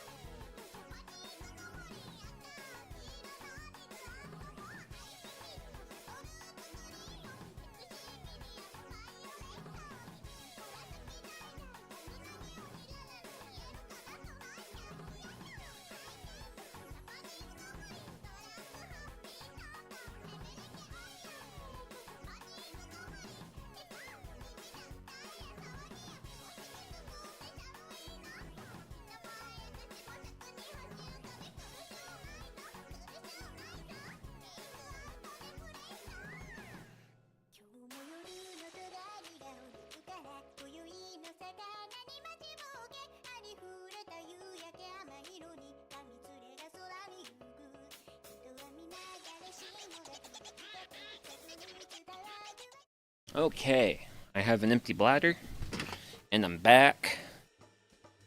And even better, I've dealt with my smoke problem.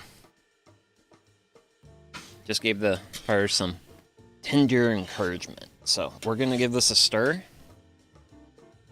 and then I'm gonna grab a fork, and then we're gonna. I want to see how tender this rice is.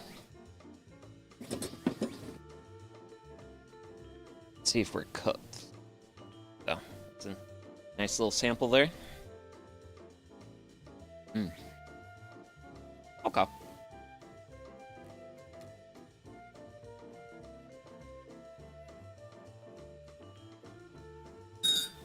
So I got like one small, like little bit of crunch. Rice isn't super soft. It rained for 5 minutes and stopped. Oh gosh. I just like that if I'm gonna do work outside, because then the humidity goes way up. So I think the rice is pretty much about done. Use heat to low. Add cheese, butter, stir vigorously until rice is creamy. About 1 minute. Remove from heat. Season with salt. All that good stuff. Okay. So we need to reduce. We need to transfer this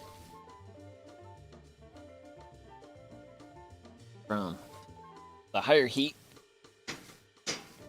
where it is now, to the lower heat.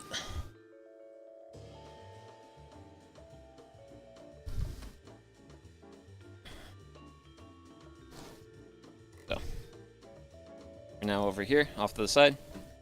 See, we have lots of flame, lots of heat. We have less flame, less heat. Now I'm gonna push this off to the side. And I'm gonna get in here and do those.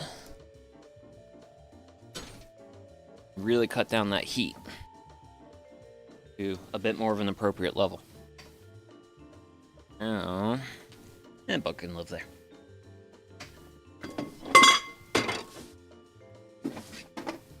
So, cheese. And butter! Butter! Good stuff. Stuff that makes stuff delicious. There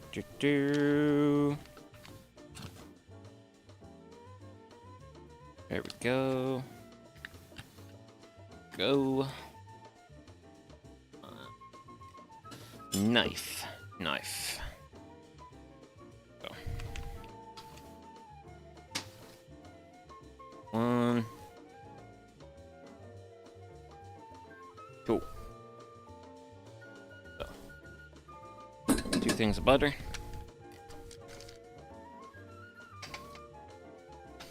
And then, so I don't put all this cheese in. But I am going to put the better part, going to save a little bit.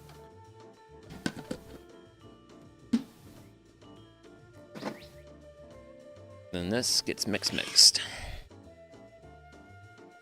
until creamy.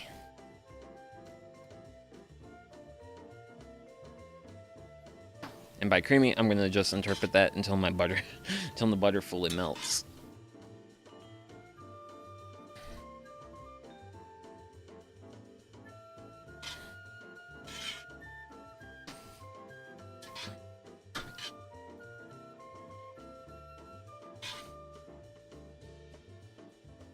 Man, that rice really added a lot of volume.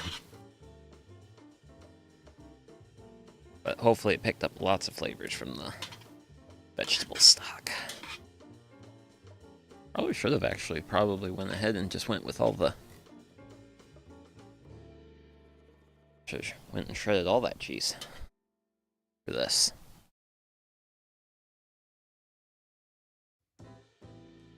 Come on, butter. Melt down.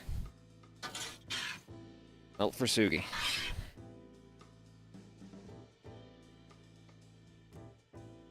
Okay. Looking good, looking good, looking good, looking good. Awesome. I think that is that. See? Yeah, I can't see a single cloud in my sky.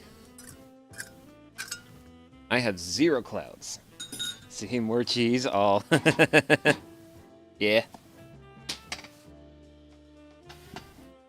It'll be fine, though. It'll be still perfectly delicious. So I just need to get you guys.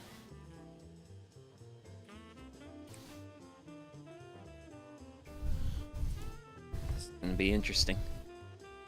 It's gonna be really interesting.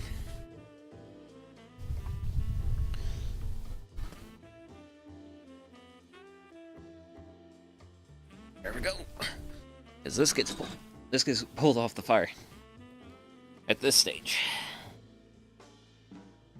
I need a skillet to emerge.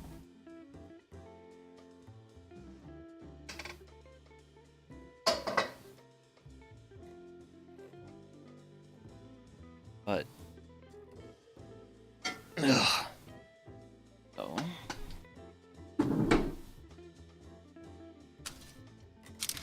So we're not going to be eating this just yet. So I got to put a cover on it. I don't have a cover. So I'm just going to use my good friend aluminum foil.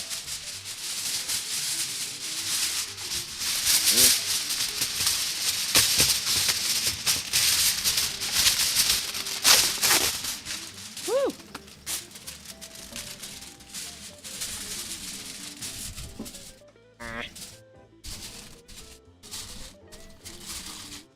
Ow. Wow. It's hot.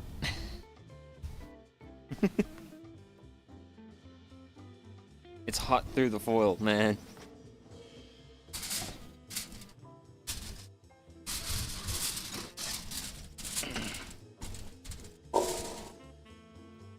You're going down there.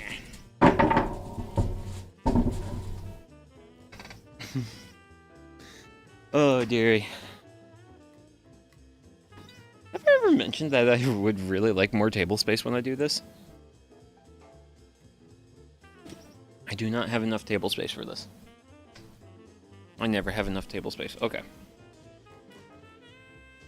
So, in large cast iron skillet, medium heat, warm the remaining tablespoon of olive oil, add the remaining tablespoon of butter, swirl skillet till melted, add fiddlehead, season liberally with salt and pepper, cook, stirring occasionally until tender and hot, throw out 3 to 4 minutes. Remove from heat, stir in the parsley and lemon zest. Okay. Oh. Skillet. Medium heat. Olive oil.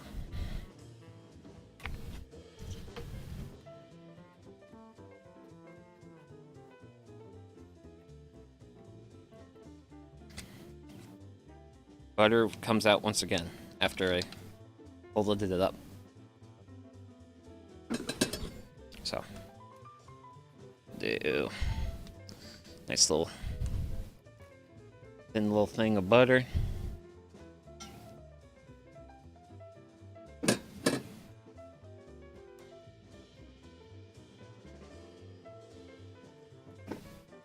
We'll wait for this to heat up.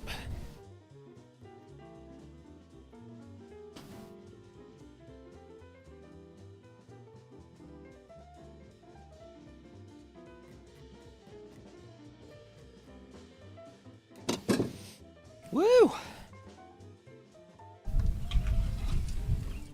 I'm gonna try to keep this fire going too.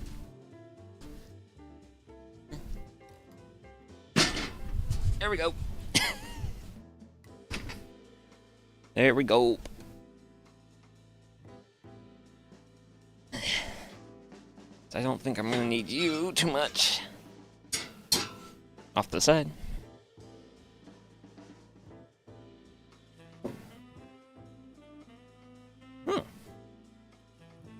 Let's go ahead. Do that number? Yeah. Yes. Yes, yes, yes, yes, yes.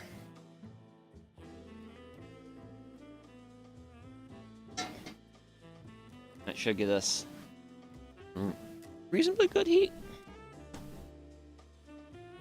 Just the skillet needs to warm up.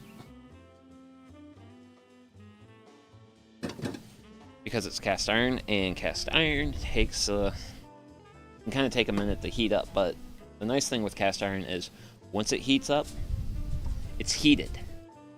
And it holds that heat really well, and you can just like let it sort of like residually cook your food. So, or also just keep it warm after you take it off the fire.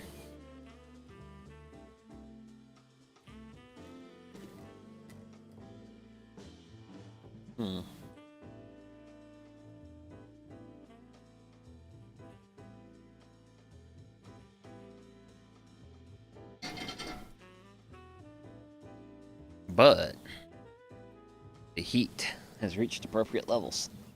So, we got melted olive oil, butter. So let's grab our Greenbrier. Add it. And we're going to season this liberally with salt.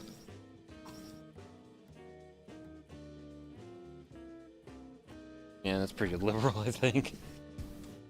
I don't know if I actually hit the salt and pepper.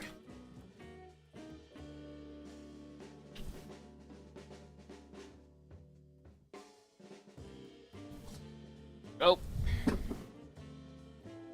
And now we start.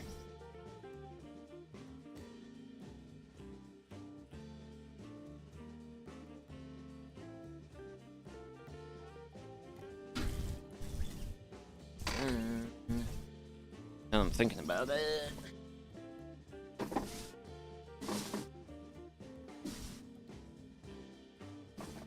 There. There you are. I needed you.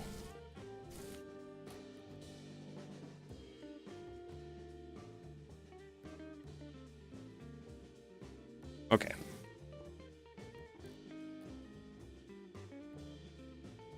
Okay.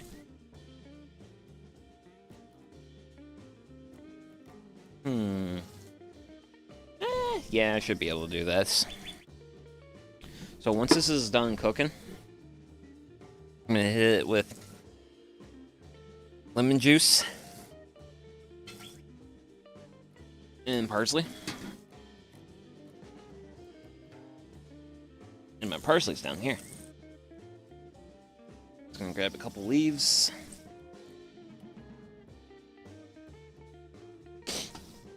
Just gonna have them to the side. I think that'll be good for parsley. Yeah, we'll do one more. One more small leaf.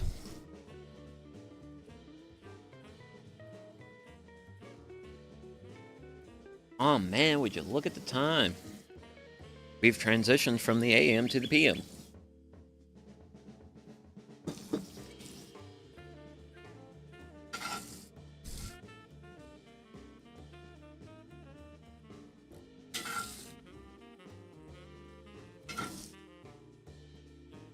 Woo!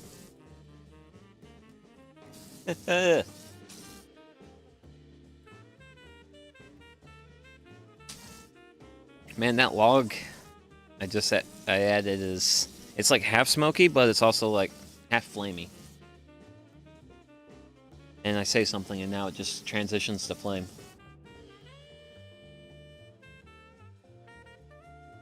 Which flame is good. Flame means you don't have to worry about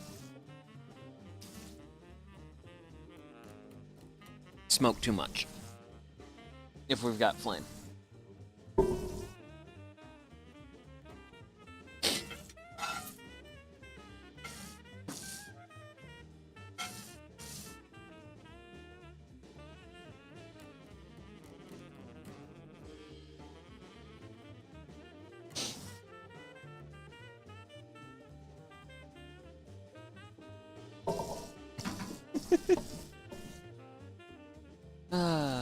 Oh yeah, I gotta say this has actually been a good day. It was a good day for it.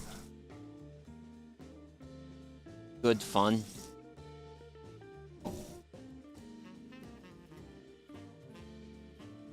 I'm just debating my next move, man.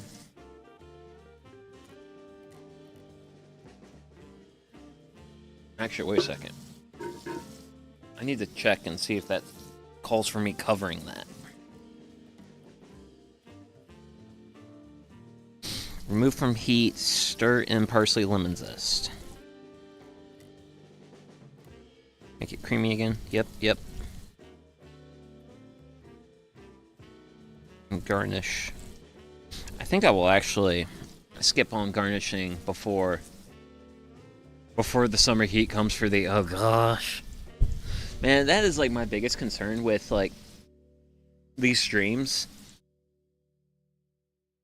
Is I cannot do these in July. Well, I did. We got one weekend of like fall-like weather last July, and I was able to squeeze one of these in.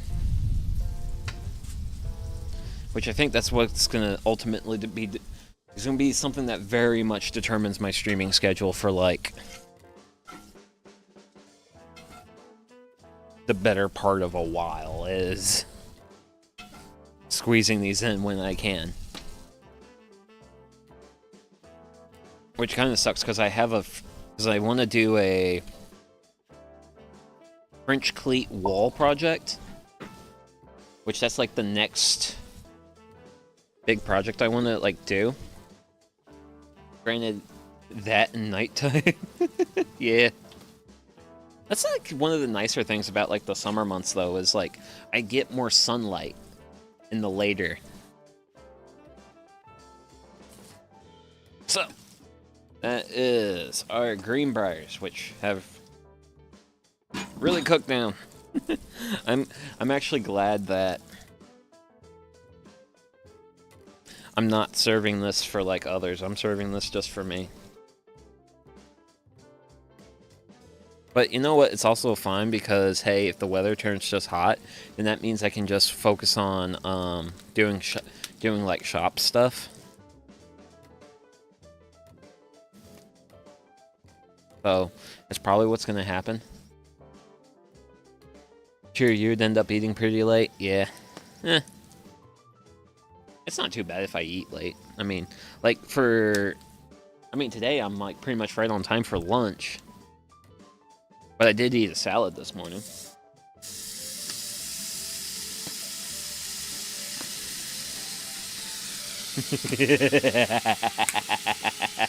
Oh man, just hitting this thing with lemon juice.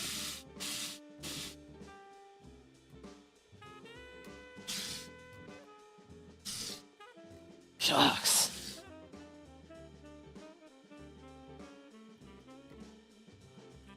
Granted, I also really just need to do more streams with the other setup because I have more table room when I do it. The biggest reason why I have more room with the other fire pit is because I'm streaming standing up, and because I'm standing up, I have a lot more room to like move around and grab stuff versus when I'm like in this style. In this style, I'm sitting down.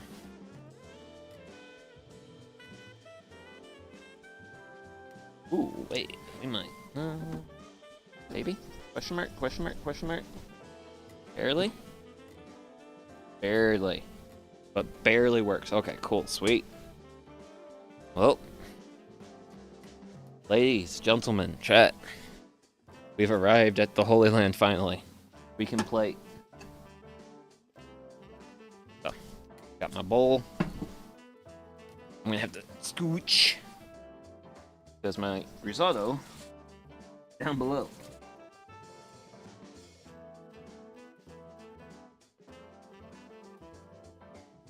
Because it is underneath the monitor.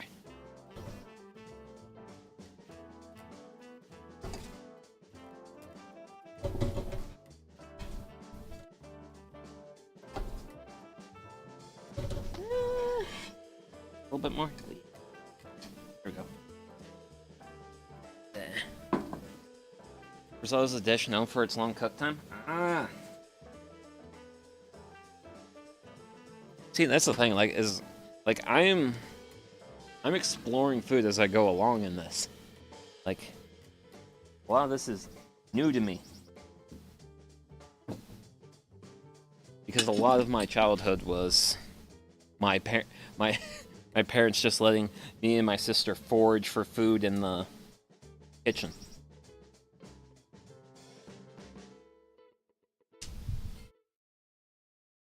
So, got a little bit of the Greenbrier on there. I want to do a little bit better here. I have some of this sauce. I'll pour that on there. Just to get it.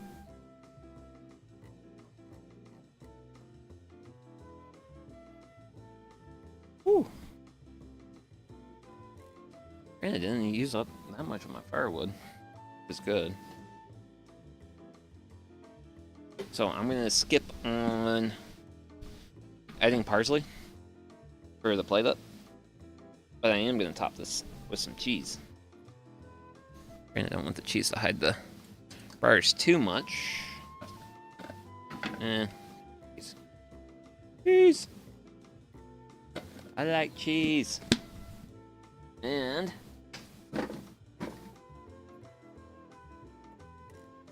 time for the most important part of a balanced lunch. The beer. So I'm gonna be doing the third space my box, so this is gonna be my beer.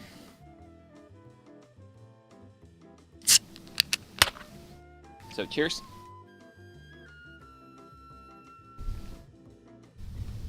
So food's been cooked. Beer's been acquired. Today is good. I also want to check up on the GoPro Kun. Oh, wow.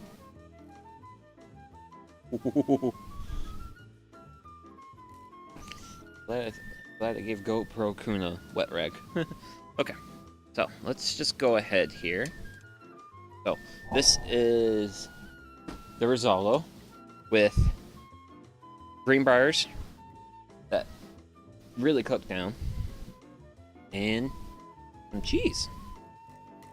That I cannot pronounce my name. Well, I can't pronounce the name of it because Italian, and I struggle with English as is. So let's just have a little bit of the rice. Oh wow. Oh wow.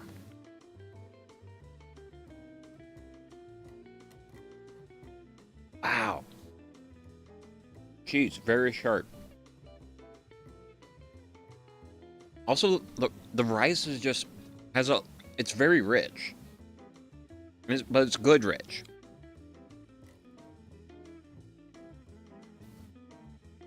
So this is the difference of cooking rice in vegetable stock versus just plain water. You get a much richer rice out of it. My gosh, that's good. It's really good.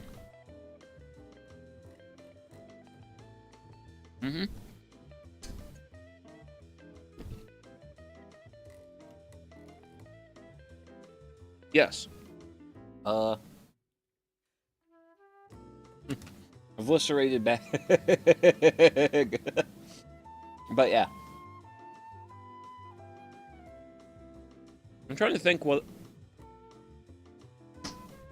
There was another recipe I did that called for this rice. And I wonder what that was. Oh, man. Oh, that was a fun stream. What did I... What food did I cook? Was it the vegan green curry with tofu? It might have been that one. Might have been that one. Oh man, the creamy potato soup from last year. Oh gosh. That potato soup was really good. I definitely need to earmark potato soup for another time. Oh, the right kind of rice. Our Borneo... Oh gosh. Our boy Rio is special for doing this. It has really high starch content. Normal long grain won't make the same dish, even with the same prep. Once again, a classic case of right tool for right job. So, kind of talked about the rice. I want to just do a little bit of the Greenbrier. Oh, wow.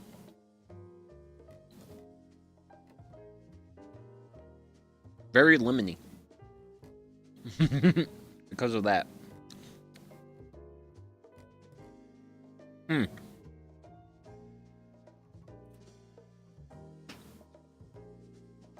also salty. I probably oversalted it, but I would say if I were to do this recipe again,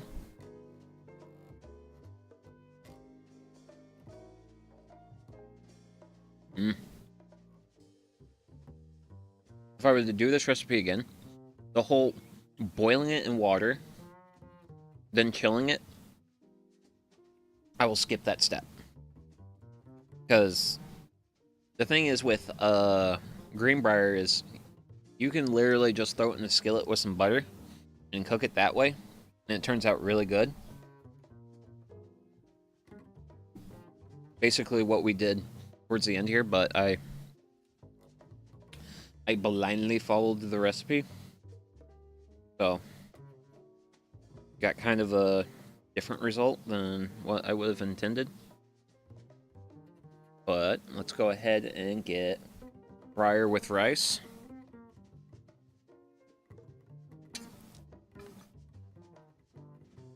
Granted, I gotta say, like,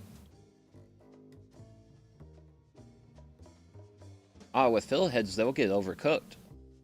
Really? Also, I gotta say, this cheese, it's strong. It is sharp, it is strong. A little bit of this cheese goes a long way.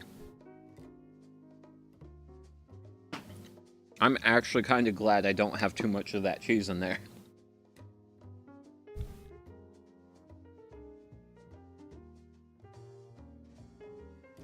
Because it is sharp and strong.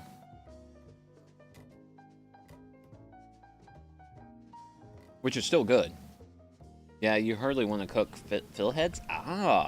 As little time on cooking heat as possible. Now, I might have just used a little bit too much heat. Especially with the cast iron.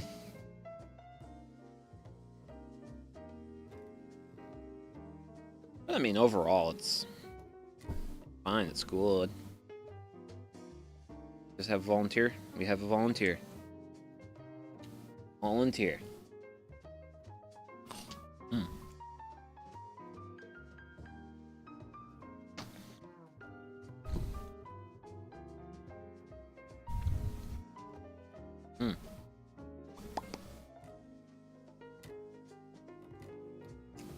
Fry fill heads in butter, and then put vinegar on them. Ooh. That sounds good. That sounds really good.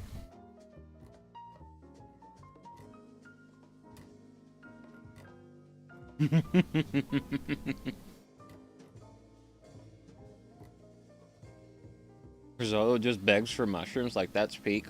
Well, unfortunately, I'm firmly on team. I don't like mushrooms. I'm not a fan of mushrooms.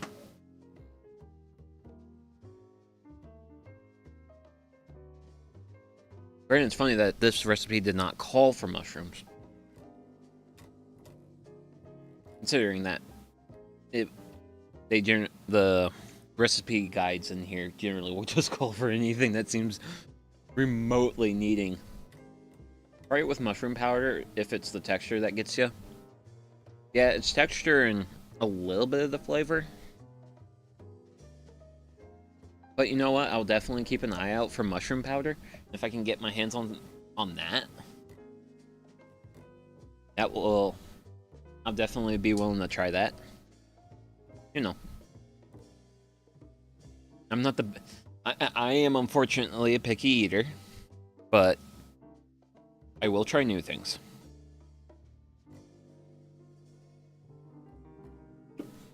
Which, I mean, like today was a new try. I never made risotto. I don't even think I've had risotto till today. My wife dislikes mushrooms too, but she loves stuff with mushroom powder. I don't tell her it's there. There you go. Just trick them. That's the meta there. That's the technique. Is you just gotta trick them. Not tell them the truth.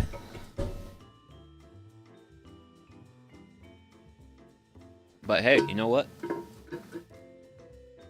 This is fairly good. Fairly good. Like I said, I'd probably be a lot more lighter with cooking the Greenbriers. Just to not overcook them. But as far as like the rice, no changes there. Right? If the version isn't medical or ethical, trick them. Oh my gosh, I would love to do that with my sister's kids someday. Like, cook a meal for them. And then, like, use some ingredients I know they don't like. And then they eat it, and then they'll probably, like it. And then, like, kids, you're about to get a top 10 anime betrayal. And then I tell them what's in it. But with kids, I have to do the reveal. I have to be like, see? This stuff's alright. Granted, like, the nephew, he's not super big on eating a lot of food. He can be a little bit picky. And then I think my niece, I think she's pretty flexible with food. For the most part. It works. Gotta get him to eat it, like... gotta get him to eat it 2 to 4 times before the reveal. Aw. That actually sounds closer to work. Let's get some fire going. I want fire. I like fire. Spicy. Ugh. But yeah. So.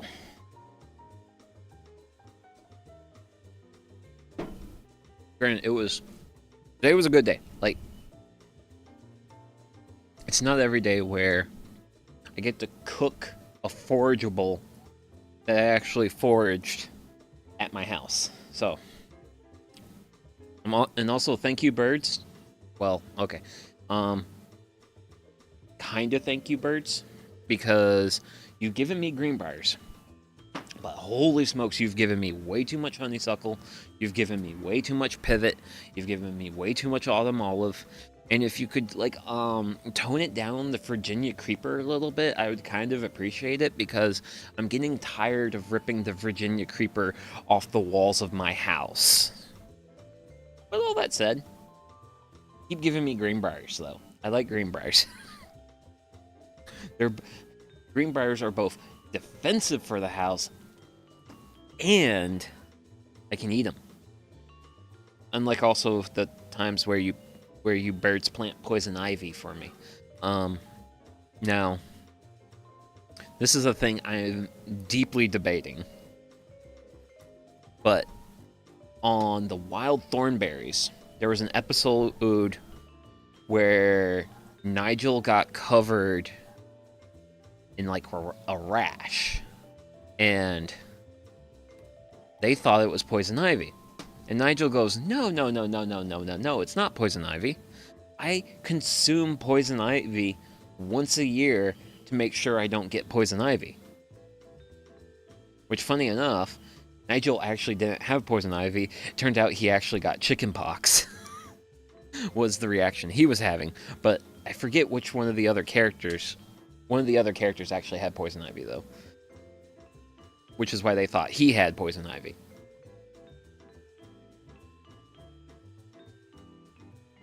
And there's a dumb part of my brain that's like, could I eat poison ivy? Because here's the thing. And this is the thing I do know.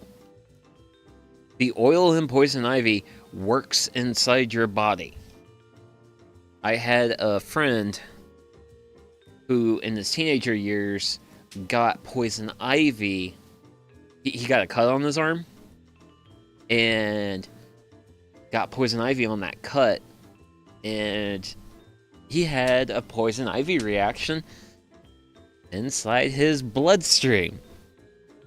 Needless to say, he got steroided shot to all hell and back. Google AI will tell you.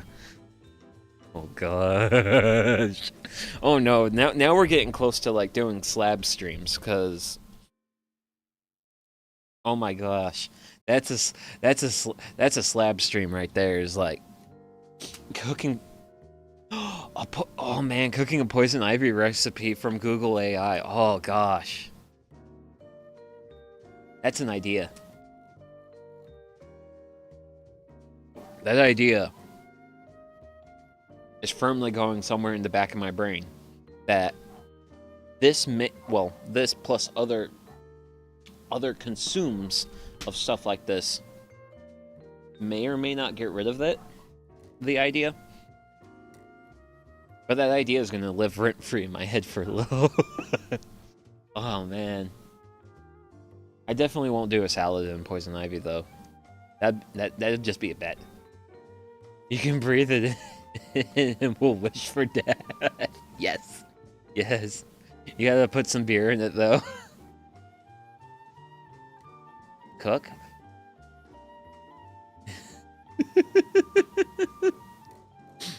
I mean... So, I have some pretty weird and wild interests. I have considered the idea of get goats. Goats can eat your poison ivy. Also deer. Fuck them deer, though. Fuck them deer so much. Those damn deer eat my hostas. Which, speaking of things I grow that I could cook, I could make hosta something. I can make a hostas. I can cook hostas. But I can't cook hostas because the deer eat my hostas, and the hostas are then sad. And I'm like, and I'm sad because I can't eat hostas. All my homies hate deer. I mean, I will say this also about deer. Deer are delicious, and if my bestie kills a deer this year, deer hunting, you better believe we're going to gather around the fire pit and we're going to cook some deer. Because really, that's the best way to handle deer, is deer are stupid. You should eat them.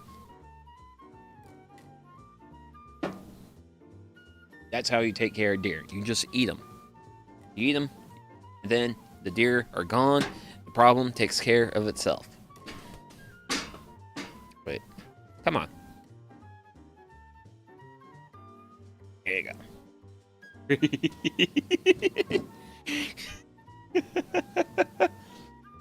But yeah. Okay, so I must say, finished up. Really good time. So that little bit of light you see right there, that's the edge of my shade sail, and I am running out of time where I'm protected from the being absolutely obliterated by the rays of the sun. Need to get some tomatoes and make some deer tacos. Oh, deer tacos. Oh gosh, that sounds good. But I also have this good food too, so. And lettuce. Oh, I've got lettuce. I'm growing lettuce. I mistakenly bought lettuce from the Crozier's Friday. Like, I bought lettuce at Kroger on Friday, came home, and then later that Friday, looked at my front raised beds and was like, oh, wow, some of this lettuce is bolting. Wait, the lettuce is bolting? Why did I buy lettuce? Why did I buy lettuce when I have lettuce bolting? Sugi, why do you do these things to yourself? But yeah, yeah, my food's not gonna remain warm forever, so we're gonna wrap today up. I will actually, let's see here. Are there any other individuals having fun on the YouTubes? Oh wow, there's actually multiple people having fun here. What do we got? Okay, so there's him, and there's Mr. Akira. Interesting. Oh, I should probably, one moment. I gotta silence that. Oh man, celebrating good times. Oh, he's celebrating good times by booting up Minecraft. Okay, you know what? That's good stuff. So, I say, today's turned out really well. Very happy with how everything has turned out. And yeah, may you all have a great rest of your day, night, evening, whatever it is, wherever you're at. Oh, wait, also, oh, sorry, snap, I'm getting wrapped up in things. I'm gonna be hanging out in this feller's stream for a little while, stuffing my face with food. So, now I can wish you all, may you all have a great rest of your day, evening, night, whatever it is, wherever you're at. And hopefully I'll see you all in the next one. Bye-bye.